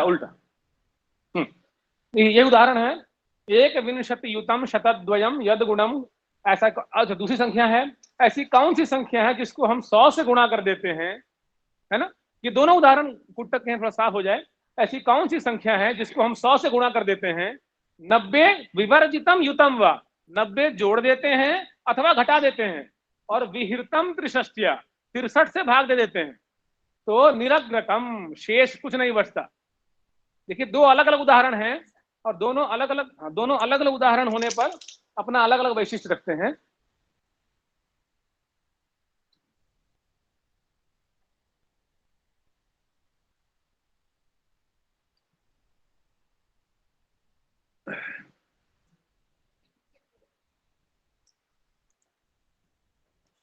अच्छा, ओहो,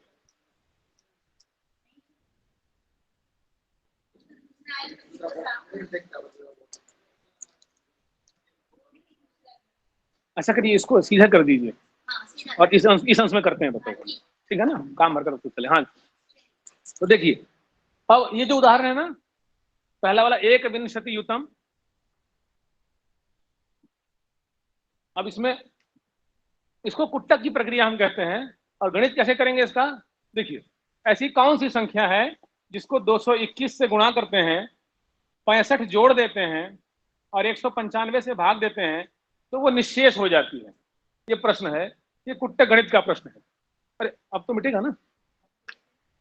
हाँ अच्छा, अब इसको कुट्ट गणित में क्या करते हैं, थोड़ा आगे बढ़ाएंगे सर, आगे देखिए। हाँ ये पीछे हो गए, आगे, हाँ और आगे, और आगे, और आगे, वही वही रही जहां थे वहां जाइए, ठीक है। देखिए इसको हम क्या करते हैं, इसको वल्ली बनाते हैं, वल्ली उदाहरण सूत्र है एक। कुट्ट गणित में क्या करते हैं, वल्ली की प्रक्रिया है। वल्ली मतलब परस्पर इनको भाग देंगे और शेष की ओर जाएंगे। 221, 195, 65, ये तीनों संख्याएं किसी एक कॉमन संख्या से भाग अगर हो रही हो तो भाग देके छोटा कर लीजिए, ये एक नियम है। मान लीजिए ये भाग देके छोटा हम कर लेते हैं, मान लीजिए ये भाग इसको 13 से दे दीजिए, इसको भी 13 से दे दीजिए और इसको भी 13 से दे दीजिए। एक ऐसा उदाहरण बताने वाला हूं मैं आपको जिसमें हम भाग नहीं दे पाएंगे। एक ये सरल उदाहरण है, भाग देने के बाद ये कितना आएगा आपके पास, ये 17 आएगा, ये 15 आएगा और ये 5 आएगा, ठीक है। हमने छोटा कर लिया उदाहरण को। अब ये प्रश्न क्या बन गया, ऐसी कौन सी संख्या है जिसको हम 17 से गुणा करते हैं, है ना, और 17 से पीछे करिएगा सूत्र, और 5 उसमें जोड़ देते हैं और 15 से गुणा करते हैं। ये है भाज्य, ये है गुणक और ये है क्षेप। क्षेप मतलब जोड़ना। अब देखिए यही है ना प्रश्न, एक जिसको 221 से गुणा कर देते हैं, 65 से जोड़ देते हैं, 195 से भाग देते हैं। अब क्या करना है, कुछ नहीं करना है, इसको 17 को 15 से भाग देना है। वल्ली मतलब लता बनानी है, 17 को 15 से भाग देना है। लब्धि कितनी आएगी, 2, 1 आएगी, आएगी ना। शेष कितना आएगा, 2 आएगा। फिर इस 2 से 15 को भाग देना है। कब तक भाग देना है, जब तक शेष निरंतर शून्य कह रहा है ना ये, जब तक शेष शून्य ना आ जाए। तो देखिए 2 से भाग देंगे, लब्धि 7 और शेष 1 आ गया। अब यहां जैसे ही हम 1 से भाग देंगे, लब्धि हमारे पास 2 आ जाएगी, शेष 0 आ जाएगा। इसलिए इस प्रक्रिया को यहां तो शेष हो गया ना। अब देखिए वल्ली बनेगी 1, 7, है ना। यहां तो 0 आ गया, ये क्या बना, 1 और लब्धि को ले लीजिए। क्षेप कितना है, 5। क्षेप कितना है, इस क्षेप को उसके नीचे रखिए। और लब्धि कितनी चाहिए हमको, शेष कितना चाहिए हमको, 0। 0 को उसके नीचे रखिए। ये एक वल्ली, वल्ली माने ये छोटा उदाहरण है, एक बड़ी प्रकार की वल्ली बन जाती है। और अब उदाहरण करते हैं क्या, अपने से नीचे वाली संख्या से गुणा करिए और उससे नीचे वाली संख्या का योग कर दीजिए। सूत्र है पूरा, वो सूत्र हमने इस पर नहीं डाला, परस्परम भाज्य बीज गणित में यह है प्रक्रिया पूरी। तब 7 को उससे नीचे वाले से गुणा कर दीजिए और उससे नीचे वाले से जोड़ दीजिए। कुट्टक की प्रक्रिया है 7 गुणे 5, ठीक है, प्लस कर देंगे 0, ये 35 हो गया। अब इस 35 को लेंगे यहां 1 गुणे 35 प्लस करेंगे 5, है ना। अपने से नीचे की संख्या से गुणा करेंगे, उससे नीचे की संख्या का योग करेंगे, ये हो जाएगा आपका 35 + 5 40। तो देखिए 40 और 35, ये जो 2 उत्तर आया, ये एक लब्धि हुई और ये एक गुणक हुआ। आशय कहने का क्या है, 35 वो संख्या है, ध्यान दीजिए, 35 वो संख्या है जिसको सूत्र के अनुसार 221 से गुणा करेंगे, गुणनफल में 65 जोड़ देंगे, 195 से भाग देंगे, तो लब्धि कितनी आएगी, लब्धि कितनी आएगी, 40। शेष कितना आएगा, 0 आएगा। इसका मतलब जिस व्यक्ति को आप पूछ रहे हैं वो 40 राउंड काट चुका है, 40 बार घूम चुका है। ये ग्रहों के बहुत बड़े खंड की गणना करने के लिए काम में आती है। अब देखिए कई बार ऐसा हो सकता है, ये 40 है ना, इसका संबंध इससे है, लब्धि से, और इसका संबंध इससे है 15 से, है ना। 40 को किससे भाग देंगे, 17 से, और 30 35 को किससे भाग देंगे, 15 से। यहां लब्धि कितनी आएगी, 2। शेष कितना आएगा, 6 आएगा ना। और यहां लब्धि कितनी आएगी, 2। शेष कितना आएगा, 5। अब देखिए 6 और 5 भी वो संख्या है, ये चमत्कार है इसका। 35 40 ही नहीं, 6 और 5 भी वो संख्या है। अर्थात 5 वो संख्या है जिसको 221 से आप गुणा करेंगे, गुणनफल में 65 जोड़ देंगे, 195 से भाग देंगे, तो लब्धि कितनी आएगी? लब्धि 6 आएगी और शेष 0 आ जाएगा। तो आप जिस व्यक्ति को देख रहे हैं वो व्यक्ति हो सकता है अपने 6ठे राउंड में हो सकता है वो 40वें राउंड में हो। मतलब एक ही प्रश्न के कई उत्तर एक श्रेणी में बन सकते हैं, है ना। ऐसा संभव है कि वो संख्या कई बार आएगी। तो ये कुट्टक की प्रक्रिया है। और इसके कई उदाहरण हैं, आगे चलेंगे थोड़ा हम इसको। ये वाला हिस्सा मिटेगा ना? अब थोड़ा पीछे सर, थोड़ा सा। तो ये गणित की प्रक्रिया कुट्टक की थी। अब उसके बाद और ठीक है, और कई उदाहरण है हमारे पास।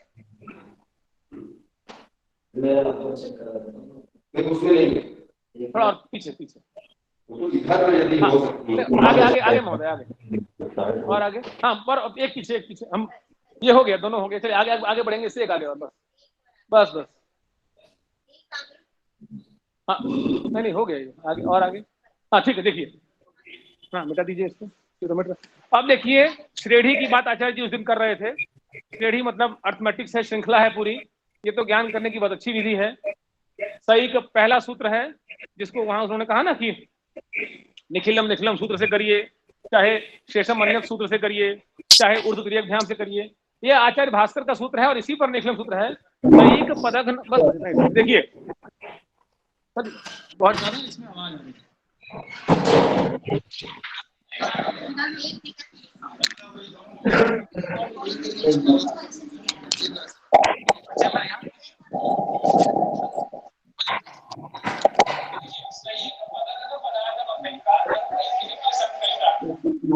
आप जानते होंगे 1 से लेकर 5 तक की संख्या को जोड़ना है तो n into n plus 1 करके निकालते हैं, है ना। 1 से लेकर 5 तक की संख्याओं का योग हमको जानना है। 1 से लेकर संख्या है 5, 5 में 5 प्लस 1/2, ये तो सूत्र है। इसको कर देंगे 30/2, 15 हो जाएगा। तो 1 से लेकर 5 तक की संख्याओं का योग जो है वो क्या होता है? 15 तक होता है। 1 प्लस 2 प्लस 3 प्लस 4 प्लस 5 बराबर 15। यही निखिलम सूत्र करता है। इसका इतना ही पक्ष आप जानते हैं, कहते हैं सही का पदघ्न। जितनी पदों की संख्या है उसमें 1 जोड़ दीजिए और पदघ्न से गुणा कर दीजिए, पदार्थ उसको आधा कर दीजिए। और क्या कहा? अंक युति ही, वो अंकों की युति का मान आ जाता है। सामान्य बात है। अब देखिए चमत्कार आगे। 1 से लेकर 5 तक की संख्याओं का हमने किया, 1 से लेकर 10 तक भी आप कर सकते हैं। ये 1 से लेकर अलग अलग संख्याओं का योग है। अब अगले पद में क्या कहा? साद्युतेन। सा मतलब जो अंक युति आई, कितनी आई? देखिए हमें एक श्रृंखला बताया है। 1 से लेकर 5 तक का संख्या का योग हमने किया, छोटा उदाहरण लिया हमने, तो योग 15 आया। कैसे आया? सही का पद में हमने 1 जोड़ा, पद की संख्या से गुणा किया और पदार्थ मतलब पद से अलग कर दिया, तो मान हमारा 15 हो गया। मतलब 1 से लेकर 5 तक की संख्या का योग 30 हो गया। अब क्या करें? देखिए द्वितीय में साद्युतेन पदेन। इस सा मतलब इस अंक युति को द्वियुतेन पदेन, पद कितने थे? 5, है ना। पदों की संख्या 1 2 3 4, मतलब कितना? द्वियुतेन, उसमें 2 जोड़ दीजिए, कितना हो गया? 5 और 2 7। साद्युतेन पदेन विनिग्नि, गुणा कर दीजिए। 15 गुणे कितना हो गया? 105। साद्युतेन पदेन विनिग्नि, 3 से भाग दे दीजिए, 3 से भाग दे दीजिए, कितना हो गया? 35 हो गया। ये क्या हो गया? संकलितम। ये संकलित हो गया, मतलब क्या हो गया? 1 का वर्ग प्लस 2 का वर्ग प्लस 3 का वर्ग प्लस 4 का वर्ग।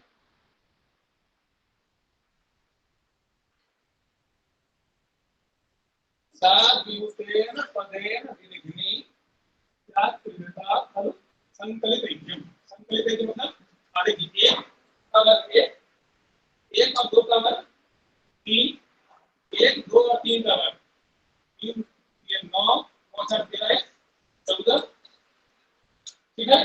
और 1 2 3 4 का वर्ग 16, 16 4 30 की।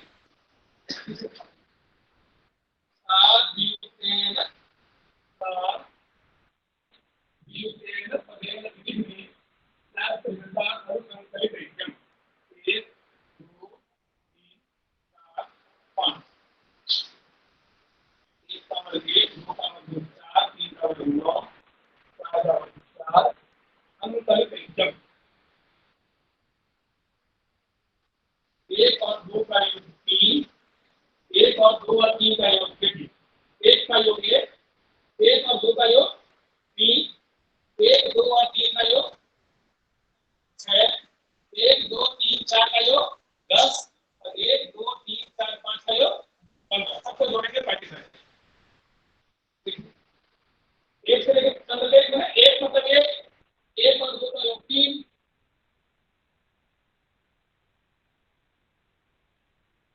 1 2 3 4 का योग 10, 1 2 3 4 5 6 5 का योग 15। कुल जोड़ेंगे तो संकलित एक मतलब सबका योगदान आ गया 35 आ जाएगा। अब देखिए उसके पदम कुल उत्तर। अब देखिए उदाहरण में आगे फिर पदम ये सूत्र है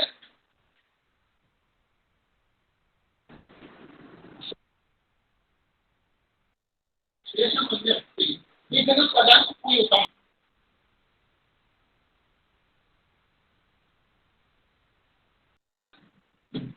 पदम पद संख्या को 2 से गुणा कर दीजिए, कितना होगा? इसमें 1 जोड़ दीजिए 11, वो मतलब 1, वो मतलब 3। पदम न्यूनतम त्रिविभक्तम और उसको 3 से भाग दीजिए, क्या होगा? 3। और फिर क्या था? संकलित संकलित संकलित का था अभी आया ना 35। संकलित के उसको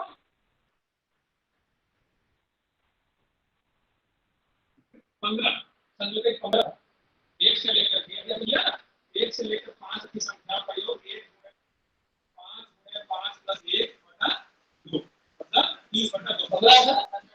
देखिए लेकिन पदम पद में क्या किया आपने 2 से गुणा किया 10 हो गया, 1 गुणा 11 हो गया, तो 3 से भाग दिया 11 3 हो गया और गुणा कर दिया किससे हो गया?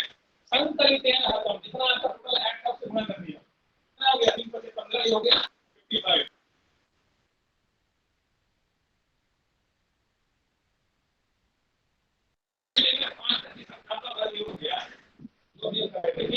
एक का वर्ग प्लस 2 का वर्ग प्लस 3 का वर्ग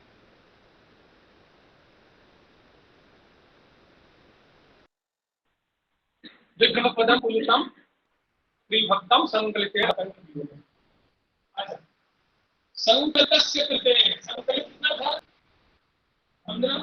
संकलितस्य कृते हमेका अंक ये आपने बताया था ऐसा दिन भी कि हम संकलित करते हैं तो क्रम से अलग अलग संख्याओं का प्रयोग करेंगे, कुल का घनयोग कर दीजिए और बराबर आ जाएगा।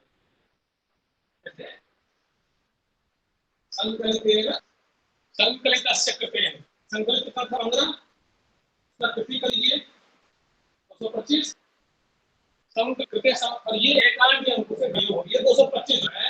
1 का घन प्लस 2 का घन प्लस 3 का घन प्लस 4 का घन प्लस 5 का घन करके देखेंगे। संकलितस्य कृते सममेकात् अंक घने को होगी समाधि। किसी का संकलन व्यवकरणाभ्याम ये सूत्र है। संकलन और व्याकरण को कैसे जानेंगे यही सूत्र। तो वैदिक गणित का जो उत्स है जो उत्कर्ष है वो यहाँ से है और इसका प्रयोग थोड़ा आगे बढ़ाएंगे। एक उदाहरण और लेना है सर और आगे सर ये हो गया पीछे जा रहा है। हाँ धीरे धीरे देखिए अब ये प्रश्न बड़ा अच्छा है, इसको हम स्टडी करते हैं। क्या है किसी ब्राह्मण ने किसी राजा को दान दिया, राजा ने ब्राह्मण को दान दिया, क्या दिया? आगे पहले दिन में 4 द्रव्य दिया, 4 सिक्के दिए। आगे दिने ब्रह्म चतुष्टयम योग धर्मात् दिने योन दिनम ये वैदिक उदाहरण है लौकी में है। तो आगे दिने ब्रह्म चतुष्टयम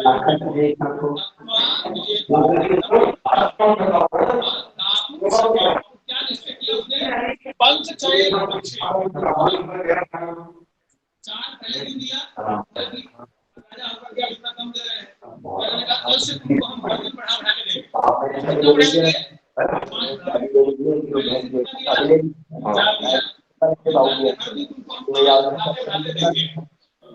क्या कहा? पंचचयन पक्षे पूरे पक्ष भर दिया 15 दिन दिया।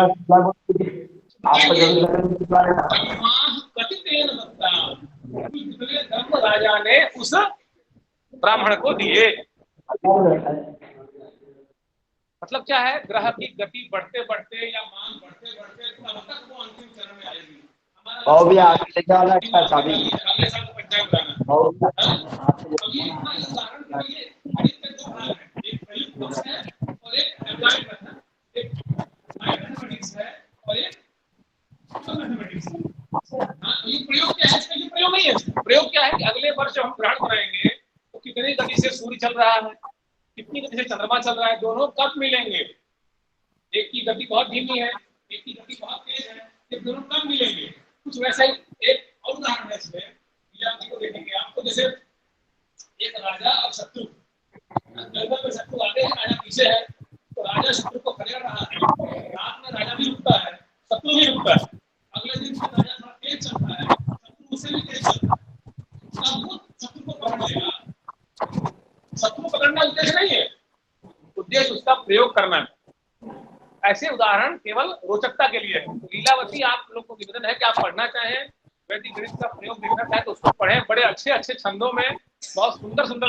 एक उदाहरण समझ करूंगा, देखिए तो ये क्या है, आगे दिने पहले दिन कितना दिया, 4 दिया, बढ़ाकर कितना है 5 बढ़ाया, कितने दिया 15 दिया। अब देखिए नीचे का सूत्र है, ये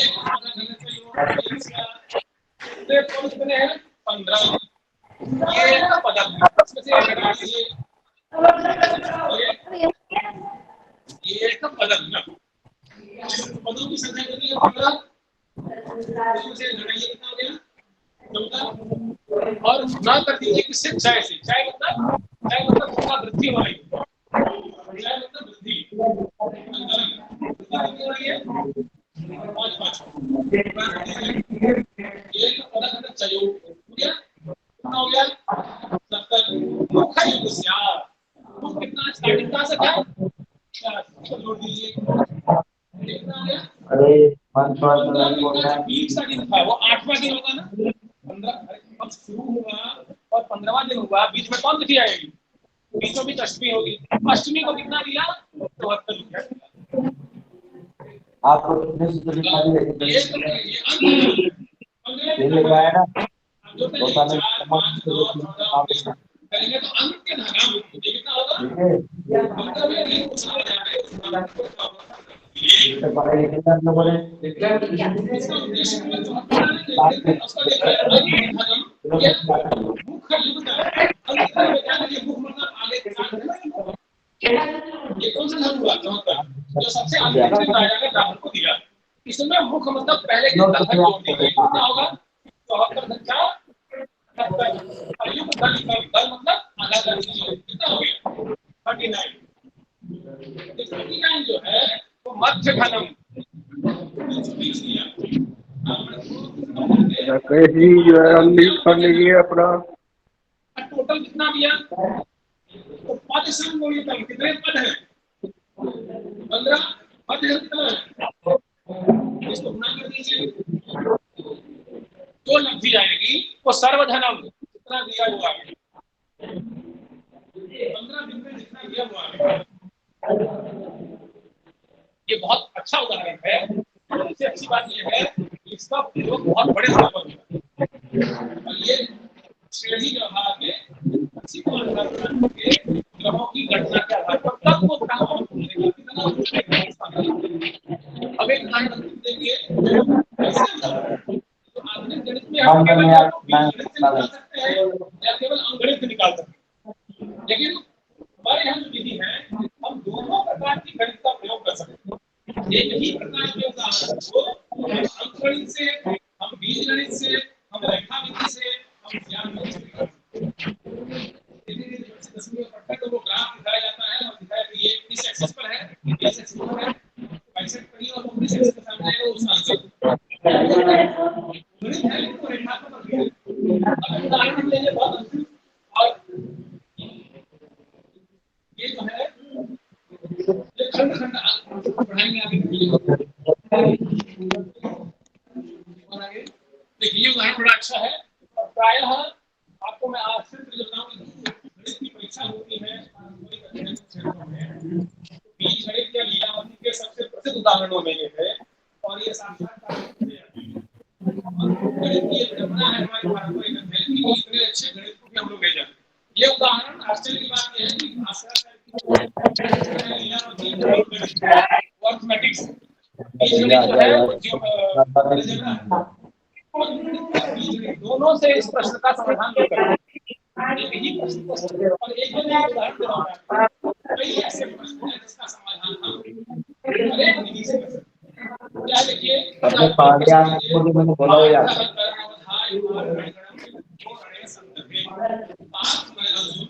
कर्ण को मारने के लिए बाण के समूह को लेकर के युद्धों में क्रोध होकर के रणे संदहे रण में खड़ा है ना?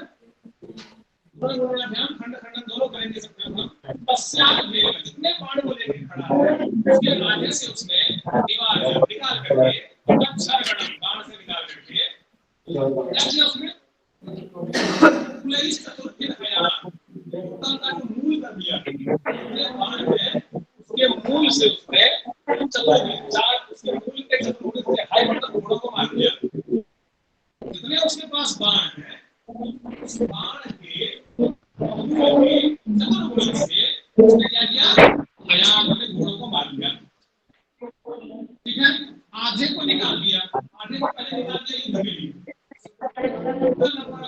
बाण है आधा निकाल दिया युद्ध के लिए जितना था उसके मूल का इसके लिए हाई मतलब घोड़ों को मारने के लिए और शल्यम शल्य राजा है शल्य को मारने के लिए षट्भी बाण निकाले ध्यान दीजिएगा और अच्छा ईशु मतलब बाण तीन बाण से क्या किया छत्र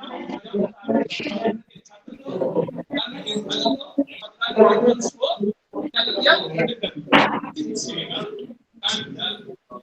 अस्या शिरः एक अंत में जो बचा बाण उससे शिरः कर्ण के सिर को छेद कर दिया तो अभी से याद तुम ऐसा मत कीजिए अर्जुन के पास कितने बाण थे ये जो प्रश्न की प्रक्रिया है हमारे यहाँ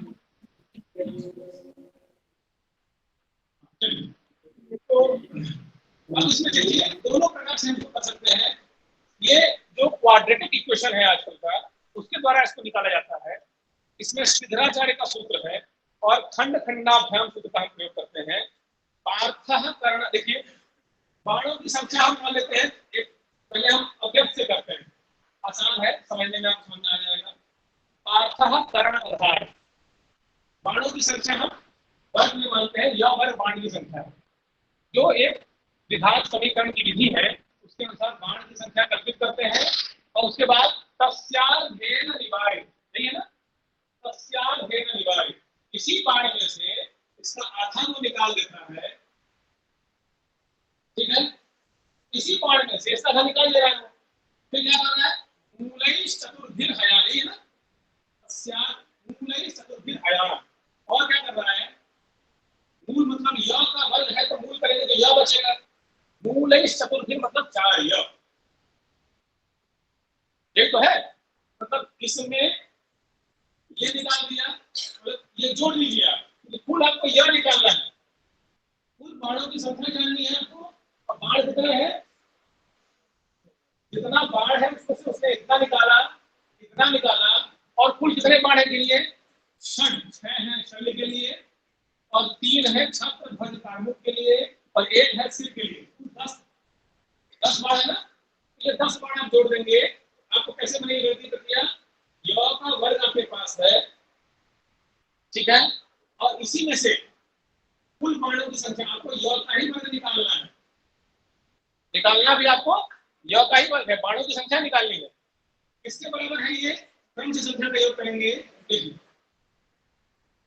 य प्लस य वर्ग बटा 2 प्लस 10 बराबर कुल बाणों की संख्या यही तो गणित है और क्या है अब देखिए ये सामान्य प्रक्रिया है जो हो गया आपका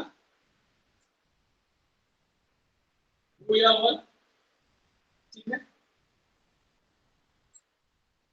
प्लस 11 प्लस 20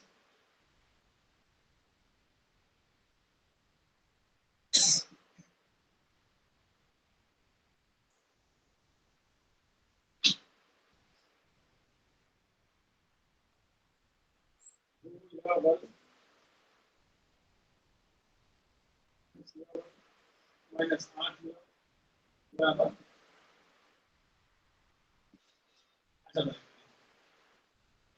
है ना। इसको भी हम जोड़ देते हैं, जोड़ने की प्रक्रिया करते हैं। ठीक है, कुल बाणों की संख्या है य वर्ग, उस य वर्ग से हम अगर संख्या गणित करें तो कुल बाणों की संख्या है य वर्ग का तस्याध्ययन, ये निकल गया। और उसके बाद क्या करें, तस्य मूलैः चतुर्भिर्हयान्, मूल को 4 से गुणा कर दिया, इस पूरे का मान य वर्ग के बराबर है।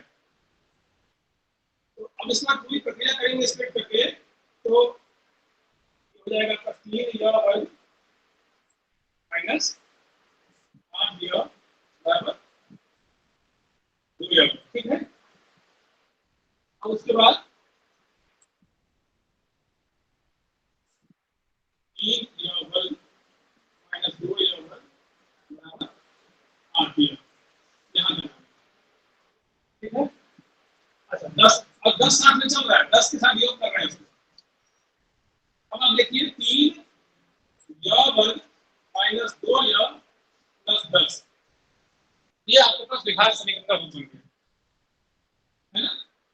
बीच की संख्या में आप ऐसा खंड करेंगे इसका जो गुणा करने का इसके बराबर हो। ये एक पक्ष है, इसको यहाँ पर रखेंगे, इसको आप लिख लीजिए। अब उसके बाद यहीं तक हम आते हैं अंकगणित। अंकगणित से क्या है, जो दिखने वाली राशि है हमारे पास, पार्थः कर्णवधाय मार्गणगणम्, कुल बाणों की संख्या निकालनी है हमको, और दृष्टि कितना है। गणित में जो प्रक्रिया है सूत्र आगे बढ़ाएंगे, यहाँ तक इसका ये सब मान है। अब हम क्या करेंगे, इस उत्तर को रखे रहिए। ये सूत्र देखिए, ये अंकगणित से निकालने का सूत्र है। गुणघन मूलोन युक्तस्य राशेः दृष्टस्य युगे गुणन गुणाभ्याम खंड खंडाभ्याम।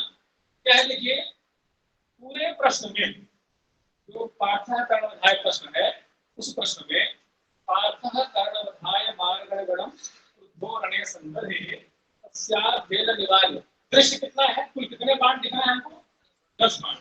इसने क्या कहा देखिए, देखिए दृश्य कितना है 10, 10 ठीक है, दृश्य 10। गुणक, मूल गुणक कितना है, कितने से गुणा किया गया, प्रश्न में कोई गुणक है क्या, 4 से बाणों को गुणा किया गया है ना। चतुर्गुणित बाण है तो गुणक कितने हैं, 4। ठीक है, और उसके बाद क्या है, यदा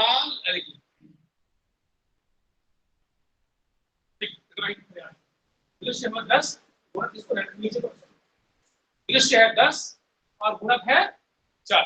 अब क्या कहा देखिए, श्लोक देखेंगे आप, इसको समझेंगे। यदा लवैश्चोन युतः राशि, कोई राशि यदि अपने ही हिस्से से घट रही हो या अपनी ही राशि से जुड़ रही हो, एकेन भागेन अयुतेन, उसको एक अंश एक में से घटा दीजिए।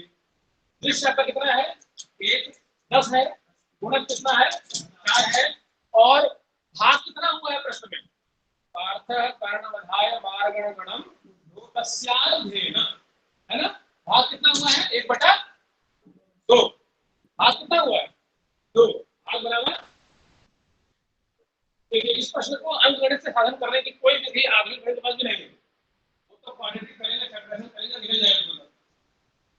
यदा नवैश्चोन युतः, भाग है 1/2, दृश्य है 10, गुणक है 4। यदा नवैश्चोन युतः राशि एकेन भागोन युतेन, घट रही तो घटा देंगे, 1 माइनस 1/2, क्योंकि ये पूरा एक हम जैसे वहां हमने x y z माना, यहाँ हमने क्या माना, बाणों की संख्या 1, उसमें से 1 माइनस 2 क्या किया आपने, घटा दिया, जो भाग घट रहा है घटा दिया, ये कितना हो गया आपके पास, बच गया। अब आप चलिए देखिए, भागोन युतेन भक्त्वा दृश्यम तथा मूल गुणम, ये इससे दृश्य को और गुणक को भाग दे दीजिए, आधे से 10 को भाग दे दीजिए और आधे से 4 को भाग दे दीजिए, तो आपका दृश्य कितना होगा, यहाँ 20 आ जाएगा। जब 10 को आधे से भाग देंगे तो लब्धि 20 आ जाएगी, गुणक को 4 से भाग देंगे, आधे से भाग देंगे, ये कितना आ जाएगा, 8 हो जाएगा। कितना हिस्सा घटा, इतने हिस्से को 1 में से घटा करके उस घटे हुए हिस्से से भाग दे दीजिए। दृश्यम तथा मूल गुणम तथाभ्याम, उस उससे आप नया दृश्य लाइए, नया मूल गुणक लाइए, और ताभ्याम साध्यस तथा प्रोक्तवदेव राशि, जैसा हम आपको ऊपर बताने जा रहे हैं उसके अनुसार से आप राशि को ले आइए। क्या बताने जा रहे हैं, देखिए, गुणघ्न मूलोन युतस्य राशि, गुण कितना है 8 है ना। दृष्टस्य युक्तस्य गुणार्थ कृत्या, दृष्टि कितना है 20, दृष्टस्य युक्तस्य, दृष्ट में जोड़ दीजिए, गुणार्थ कृत्या, गुण कितना है 5, गुणार्थ कितना होगा 4, गुणार्थ का कृति मतलब वर्ग, कृति कितनी होगी 16, ये हो जाएगा 16, ये हो गया 36। इस पद का अर्थ हो गया दृष्टस्य युक्तस्य गुणार्थ कृत्या, कितना हो गया 36। करना क्या है, गुणा गुण मूलोन युतम, गुण कितना है 20 है ना, और गुण गुण मूलोन युतम, गुण गुण, गुण से गुणा कर दीजिए मूल को, गुण कितना है 8, ठीक है, गुण गुण, गुण से गुणा कर दीजिए, मूल कितना है,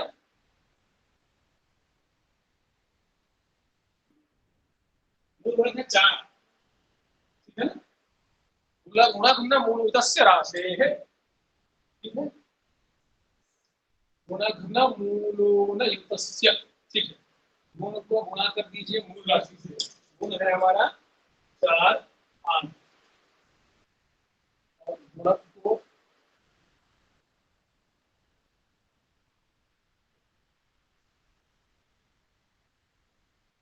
ठीक है, गुणा गुण मूलोन युतस्य राशि है, ठीक है 32 हो गया।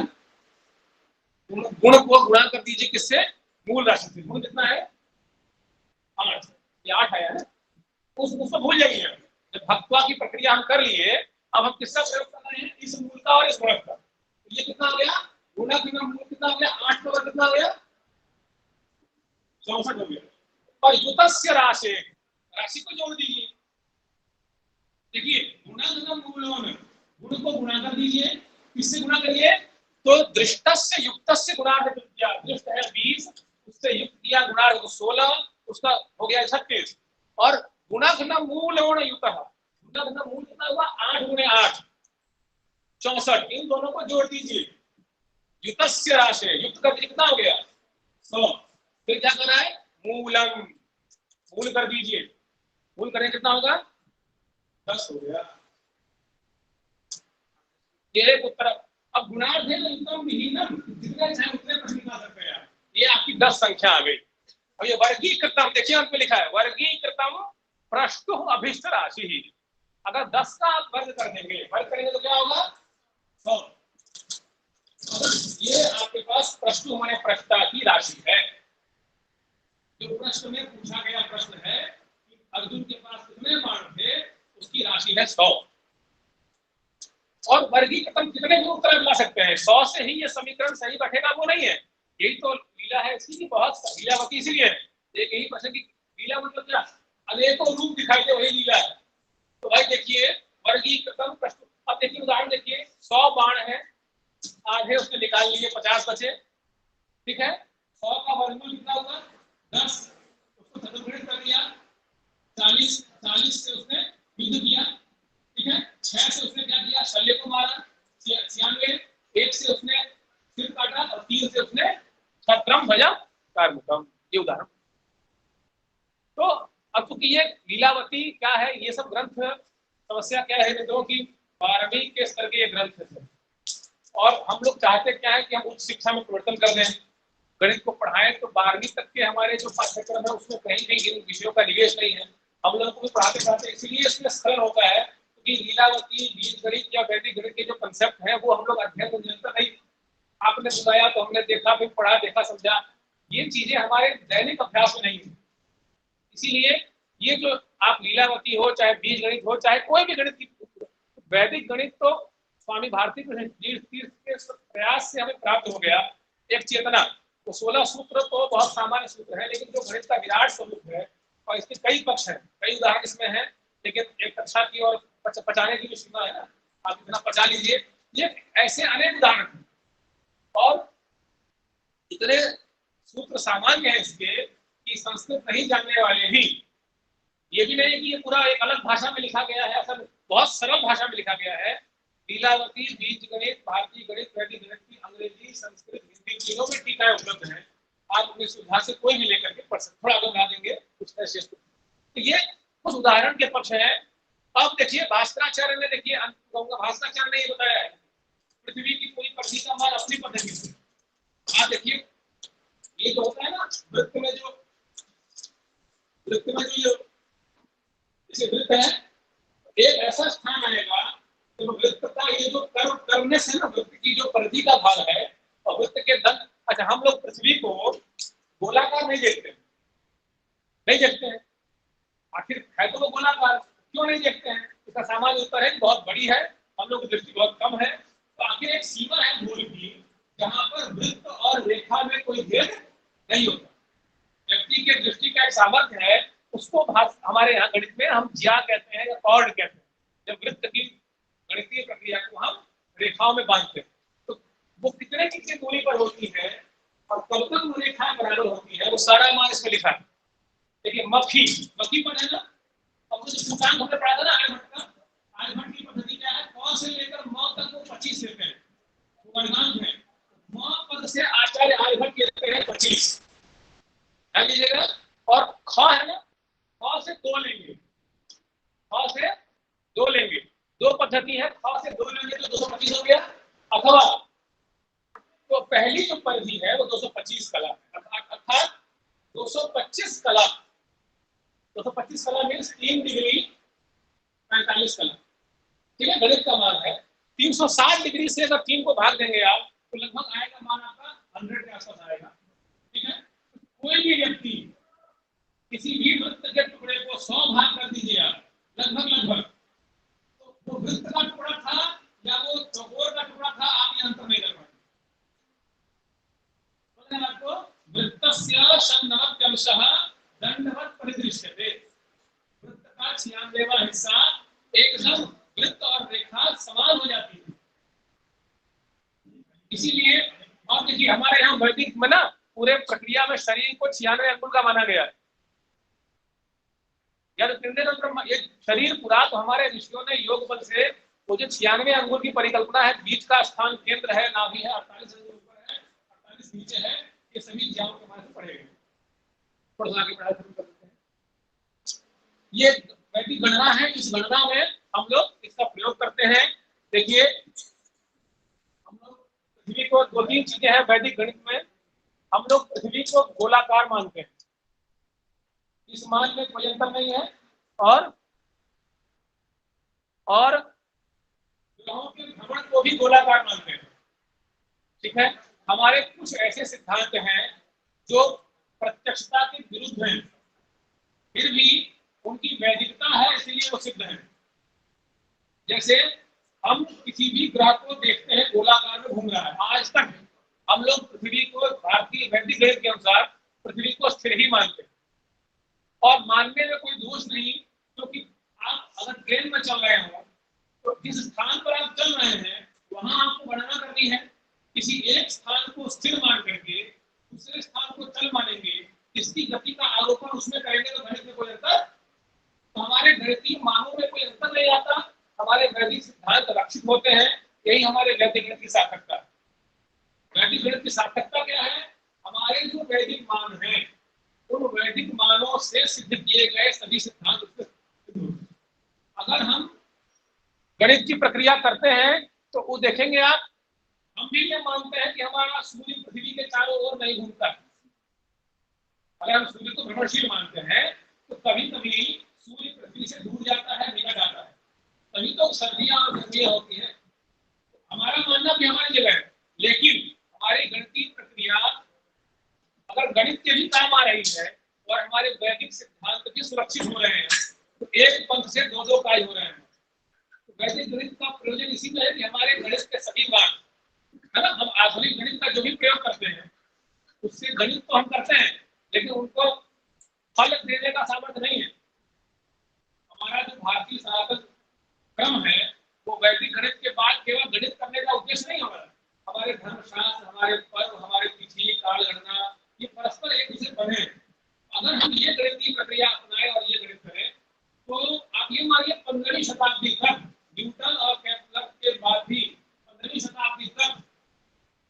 पाश्चात्य गणितज्ञों ने भारतीय गणित की विधि का ही प्रयोग किया है। जब न्यूटन आया और भारत में पैदा हुए और ये जो 400 वर्ष का काल रहा 16वीं से लेकर 19वीं 20वीं शताब्दी तक का, उस बीच में इसका प्रयोग नहीं होता था। नहीं तो 15वीं 16वीं शताब्दी में भी राजा जयसिंह ने वैदिक गणित के आधार पर ही गणितशाला का निर्माण करा। तो ये गणित, हाँ, ये हम कर सकते हैं कि हम अपने वैदिक सिद्धांतों में आधुनिक गणित की प्रक्रियाओं की पद्धतियों का, अर्थात हम अपने मान लाते हैं। लेकिन होता क्या है, हमारे यहाँ भारतीय में पंचांगों की सारणियां बनी है ना।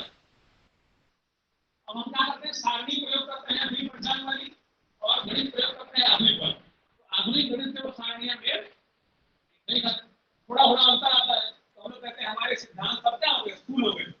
हमने गणित कोई और प्रयोग किया, सारणियां जिस गणित से बनी उस गणित से वो मान भिन्न थे।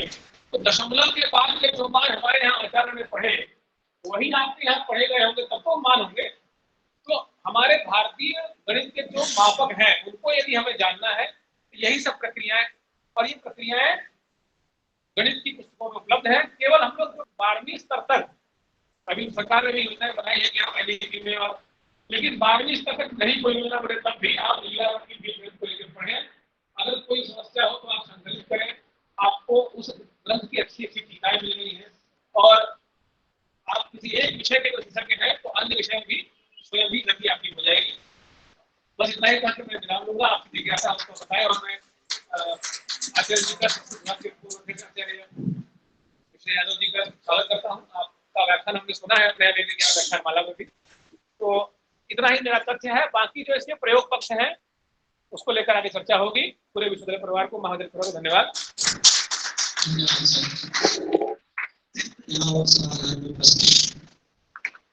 सभी भागी और ऑनलाइन माध्यम से जुड़े हुए जो भी भागी हैं, अगर कुछ भी कोई जिज्ञासा हो तो आप अपनी जिज्ञासा शांत कर सकते हैं सर से।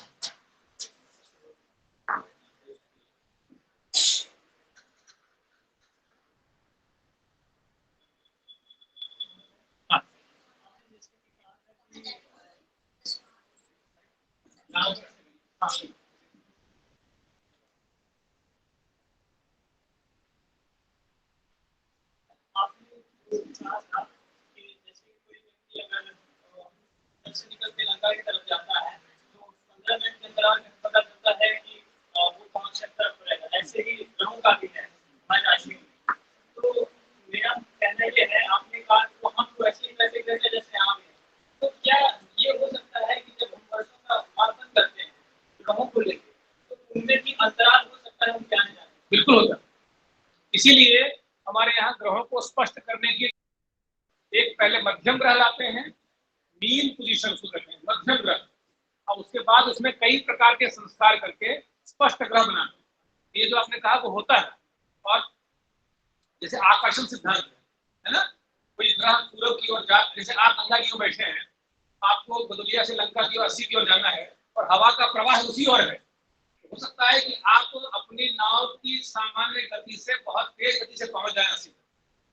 आपने जितनी गति से नाव चलाई उससे अधिक गति से नाव चलेगी, और वही आप विपरीत धारा में आ रहे हैं, तो वैसा ही आकर्षण जो है वो वायु का आकाश में भी होता है।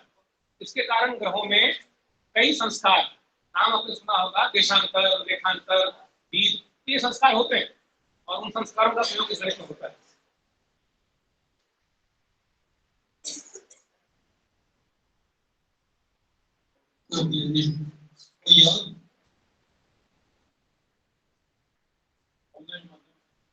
ऑनलाइन माध्यम से भी कोई प्रतिभागी अगर अपनी जिज्ञासा शांत करना चाहे तो आचार्य श्री भी विराजित हैं, अपने को संतुष्ट कर सकता है।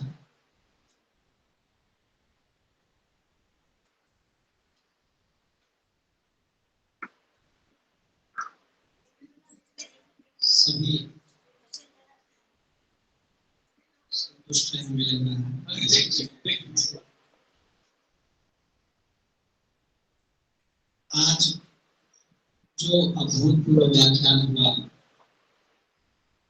डॉक्टर मधुसूदन जी द्वारा, वो हम लोगों को अत्यधिक आप्लावित किया।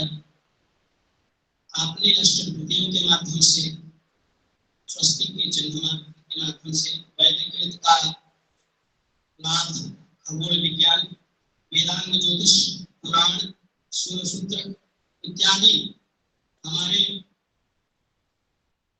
धर्मशास्त्र में जितने धर्मशास्त्रीय ग्रंथ हैं उनका उदाहरण देते हुए आपने आज अपने ज्ञान से हम लोगों को कृतकृत्य कर दिया। तो ऐसे महनीय विद्वान के लिए हम लोग एक बार फिर से आपका जो है भूल भूल अभिनंदन और स्वागत करते हैं। आप लोगों को एक बात से और अवगत करा दें कि ये कार्यशाला हो रही है, ये कक्षा नहीं चल रही है।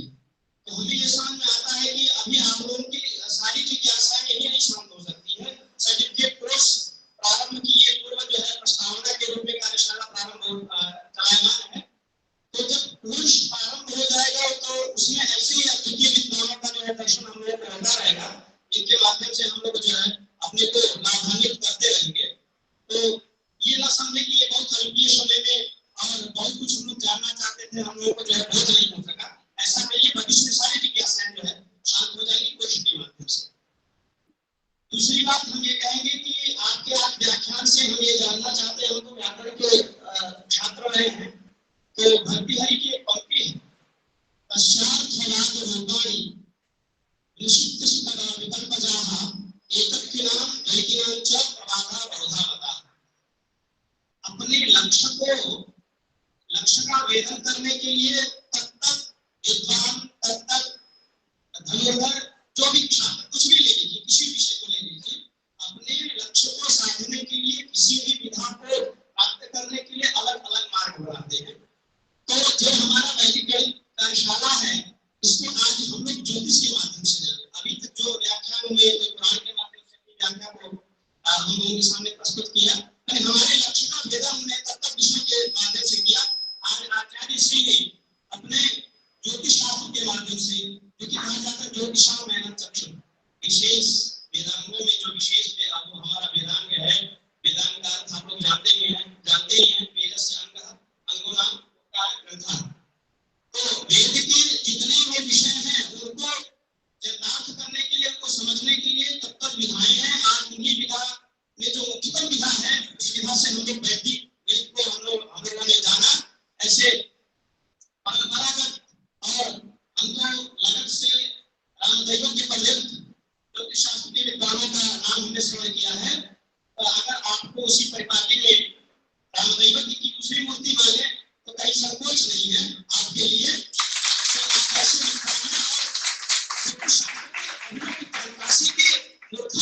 विद्वानों की परंपरा में से आप जुड़े हुए हैं, इसलिए आपका जो है मैं आपको अपने यहाँ महाविद्यालय पक्ष से और संस्कृत विभाग पक्ष से जो है बहुत बहुत साधुवाद, धन्यवाद और प्रणाम निवेदित करता हूँ।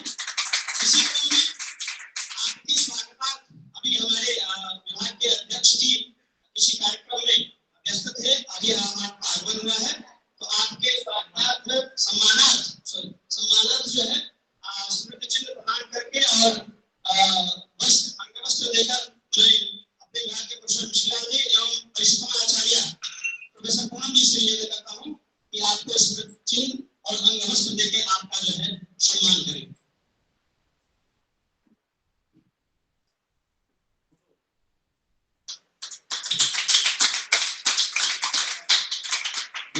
प्रसादात् धननिधरोऽहं विप्रप्रसादात् अधिकाधिकोऽहं विप्रप्रसादात् कमलावरोऽहं विप्रप्रसादात् मम नाम राम।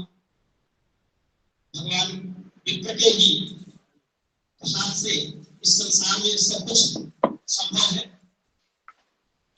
अब मैं इस क्रम में धन्यवाद ज्ञापन के लिए विभाग के अध्यक्ष प्रोफेसर मिश्रा जी को आमंत्रित करता हूँ, वो आप आए मंच पर और धन्यवाद ज्ञापन करें।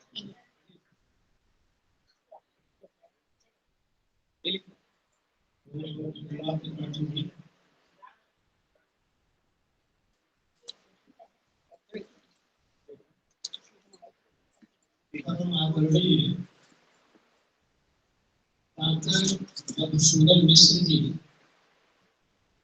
आज के ज्ञान सत्र में हम लोगों के बीच में उपस्थित हैं और अपने वैदुष्य से आप सभी को बहुत ही ज्ञान का प्रसाद वितरित किया।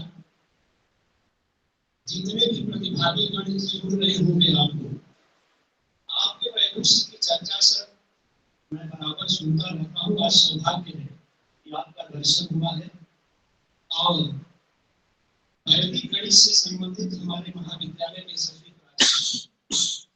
से 10 दिवसीय राष्ट्रीय कार्यशाला का आयोजन है। इसमें आपके वक्तव्य के माध्यम से हम सभी लाभ ले रहे हैं। हम सभी का परम सौभाग्य है। सबसे बड़ी बात यह है कि ज्ञान अनंत है, ज्ञान की कोई सीमा नहीं होती है और बिना ज्ञान के किसी भी मनुष्य का कल्याण संभव नहीं। चाहे ज्ञान की जो भी विधा हो, हमारे ऋषियों ने अपनी जीवन की प्रयोगशाला में जिन जिन ज्ञान की प्राचीन विधाओं का अनुसंधान किया था, उन सभी का संबंध संपूर्ण मानवता के कल्याण के लिए हुआ था। चाहे वो हमारे वेद हो, चाहे हमारे वेदांग हो, चाहे लौकिक संस्कृत साहित्य में जो ज्ञान की धारा प्रवाहित हो रही है, सबका संबंध मानव जीवन से। हमारे जीवन को उन्नत, सुखी और समृद्ध बनाने के लिए हमारे मनुष्यों ने घोर तपस्या करके जिस ज्ञान राशि का उन्होंने दर्शन किया था और वेदों के रूप में, उपनिषदों के रूप में, आरण्यकों के रूप में जो उसको संकलित किया लोगों ने, हम लोगों का बहुत दुर्भाग्य है कि कुछ ऐतिहासिक कारण के कारण और कुछ हम लोगों के दुर्भाग्यवश हम लोग अपने मूल से कट गए। हम लोग आज पाश्चात्य जो ज्ञान की विधियां है उस पर पूर्ण रूप से आश्रित हो गए, जिसके कारण जो ज्ञान का मूल उत्स है उससे हम अलग होते जा रहे हैं। लेकिन महाविद्यालय के प्रयास से, इस वैदिक गणितीय कार्यशाला के माध्यम से आप सभी को प्रेरित करने का एक प्रयास है कि कम से कम, चाहे हमारे ज्योतिष शास्त्र की बात हो, जिनका संबंध मानव जीवन से बड़ा घनिष्ठ है, अपने भाग्य के बारे में, अपने भविष्य के बारे में हम सभी मानव स्वभाव के कारण जिज्ञासु बने रहते हैं, जिसका समाधान हमारे मनुष्य ने बड़े ही सहज ढंग से, बड़े ही सरल रीति से प्राचीन वैदिक ज्ञान की विधाओं के माध्यम से किया है। लेकिन हम उससे जब तक जुड़ेंगे नहीं, जब तक ऐसे विद्वानों के व्याख्यान से सुनकर प्रेरित नहीं होंगे, तब तक हम अपने, चाहे वैदिक गणित से संबंधित ज्ञान हो, चाहे हमारा वैदिक ज्ञान हो, चाहे हमारे संस्कार से संबंधित ज्ञान हो, चाहे हमारे जीवन को सुखी बनाने वाले परम लक्ष्य को सिद्ध करने वाला दार्शनिक ज्ञान हो, सभी ज्ञान का संबंध हमारे जीवन की बाह्य विकास यात्रा और आंतरिक विकास यात्रा से संबंधित है। तो हम बहिर् जगत से अंतर जगत की ओर यात्रा कर सकते हैं, क्योंकि संपूर्ण यूनिवर्स हमारा जीवन है, हम उससे अलग नहीं है। उस यूनिवर्स के साथ अपने को एकाग्र करने की आवश्यकता है। हम अब कैसे जो है कि विभिन्न ज्ञान की विधाओं के माध्यम से अपने ज्ञान को, उस ज्ञान की सरणी के माध्यम से अपने जीवन को परिष्कृत कर सकते हैं, आगे बढ़ा सकते हैं और जीवन का जो परम पुरुषार्थ है उसको सिद्ध कर सकते हैं। हमारे मनुष्य ने बड़ी सोची समझी वैज्ञानिक दृष्टिकोण से चिंतन किया था। उन्होंने पुरुषार्थ चतुष्टय की कल्पना किया, विधान किया कि केवल अगर हम मोक्ष की बात करेंगे तो एकाग्री होगा, अगर मोक्ष की प्राप्ति करनी भी है तो हमें अर्थ पुरुषार्थ की भी आवश्यकता है। अर्थ पुरुषार्थ की भी जीवन में आवश्यकता है और आधुनिक युग में अर्थ की बहुत बड़ी महत्ता है, क्योंकि महर्षि चाणक्य ने जो बहुत बड़े राजनीतिज्ञ थे, बहुत बड़े दृष्टा थे, उन्होंने कहा है कि अर्थार्थम प्रवर्तते लोकः, बिना अर्थ के हमारा जीवन सफल नहीं हो सकता। हमारे धर्म सूत्र में कहा गया है कि धनात् धर्मः ततः सुखम्। जब तक हमारे पास धन नहीं होगा, हम सुख के प्राप्त करने में समर्थ नहीं हो पाएंगे। लेकिन इसको भी नियंत्रित करने के लिए उन्होंने एक सीमा का निर्धारण किया है। धर्म और मोक्ष के तटबंधों के बीच में अर्थ और काम पुरुषार्थ की व्यवस्था की कि हमें अनुशासित होकर के जो भी ज्ञान राशि हमारे मनुष्यों के द्वारा प्राप्त हुई है, उसको अनुशासित ढंग से किस प्रकार से अपने जीवन में आत्मसात करें, चाहे वो ज्योतिष, गणित ज्योतिष हो या गणित ज्योतिष हो, चाहे ज्ञान की कोई भी प्राचीन विधा हो, बड़ी मर्यादा के साथ हमें इंसान बना करके हमारे जीवन को तराशने में इस ज्ञान की बड़ी महत्वपूर्ण भूमिका है। तो कैसे हम इन सभी ज्ञान की विधाओं को अपने जीवन से जोड़ करके समय के अनुसार हम जो आधुनिक गणितीय पद्धति है उसमें वो बड़ा ही समय का हमारे समझ से बहुत अपव्यय होता है। किसी का सलूशन निकालना हो तो हमें काफी समय लगता है, लेकिन अगर हम अपने प्राचीन वैदिक गणितीय ज्ञान को अपने जीवन का अंग बना ले तो हमारी जो प्रतियोगी परीक्षाएं हैं, जो हमारे विद्यार्थी किसी जीविका के संग्राम के लिए हमेशा संघर्षरत हैं, उनके लिए बड़े मददगार शस्त्र के रूप में काम आएगा। वो विजय श्री बहुत ही सरलता से हासिल कर सकते। तो ऐसे बहुमूल्य ज्ञान राशि जो हमारे प्राचीन धरोहर के रूप में वेदों में कहीं न कहीं बीज रूप में निहित है, उस ज्ञान की धारा को कालांतर में हमारे ऋषियों मनुष्यों ने श्रवण परंपरा से फिर आगे चल करके लिखित और लिखन और पठन के माध्यम से उसको आगे बढ़ाया। लेकिन हम लोगों को जागरूक होकर के बड़े गौरव के साथ, बड़े श्रद्धा के साथ, बड़े सम्मान के साथ अपनी प्राचीन ज्ञान के धरोहर को अवलोकित करना है, उसके बारे में विचार करना है, सोचना है। ऐसे गुरुजनों के सानिध्य में जाकर के उस ज्ञान परंपरा को आगे बढ़ाने की जरूरत है। और यह कार्यशाला उसी दिशा में निरंतर आगे बढ़ रही है। और ऐसे ऐसे मनीषी हम लोगों के बीच में आकर के उस ज्ञान की धारा को, उस ज्ञान के प्रकाश को आप सभी के भीतर फैला रहे हैं। सर, हम सभी का परम सौभाग्य है कि आपने बड़े ही कम समय में हम लोगों के बीच में आकर के जो ज्ञान हमारे प्रतिभागीगणों को, हम सभी प्राध्यापकों को आपने बड़े सहजता से, बड़े ही सरलता से कठिन विषय को बड़े ही सहज रूप से हम लोगों के बीच में अभिव्यक्त किया है। आपको उसके लिए बहुत बहुत धन्यवाद, साधुवाद देता हूँ। बहुत बहुत धन्यवाद। इस ज्ञान सत्र को आयोजन में महत्वपूर्ण भूमिका निभाने वाले हमारे विभाग के डॉक्टर दीपक कुमार शर्मा, हमारी छोटी बहन डॉक्टर पूनम सिंह जी, हमारे अरुष के रूप में डॉक्टर रविकांत त्रिपाठी जी, और हमारी दो अनुजाएं डॉक्टर त्रिभुवन सुंदरी जी, डॉक्टर संध्या देवी मिश्रा जी, और हमारे सभी जितने भी सहयोगी हैं इस कार्यक्रम को आगे बढ़ाने में, संचालित करने में, चाहे वो मीडिया के लोग हो, चाहे इस आभासी यंत्र के संचालन करने वाले लोग हो, और हमारे प्राचार्य जी हो, सभी के प्रति मैं बहुत बहुत धन्यवाद ज्ञापित करता हूँ। और साथ ही ऑनलाइन माध्यम से जुड़े हुए इस भारतवर्ष के सम्मानित विश्वविद्यालयों से जुड़े हुए जितने भी प्राध्यापक वर्ग के लोग हैं, जितने भी विद्यार्थी हैं, जितने भी प्रतिभागीगण हैं, सभी के प्रति मैं बहुत बहुत आभार व्यक्त करता हूँ, कृतज्ञता ज्ञापित करता हूँ।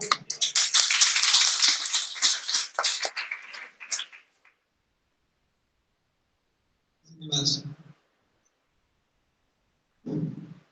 आज की ज्ञान सत्र की सभा यही विसर्जित हो रही है।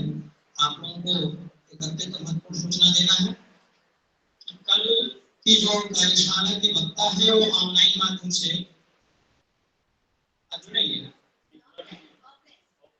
अच्छा जी, तो एक त्रुटि हो गई। कल के जो वक्ता है वो भी ऑफलाइन मतलब की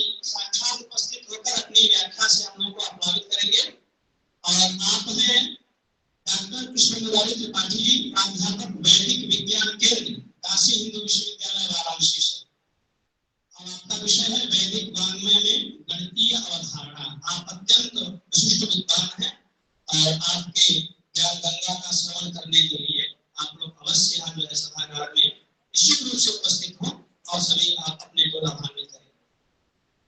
धन्यवाद।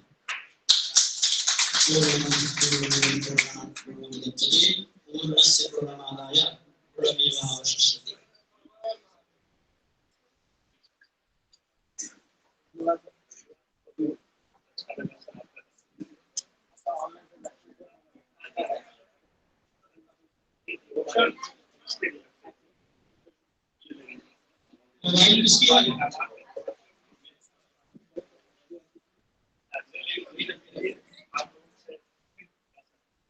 जिसका हो नहीं।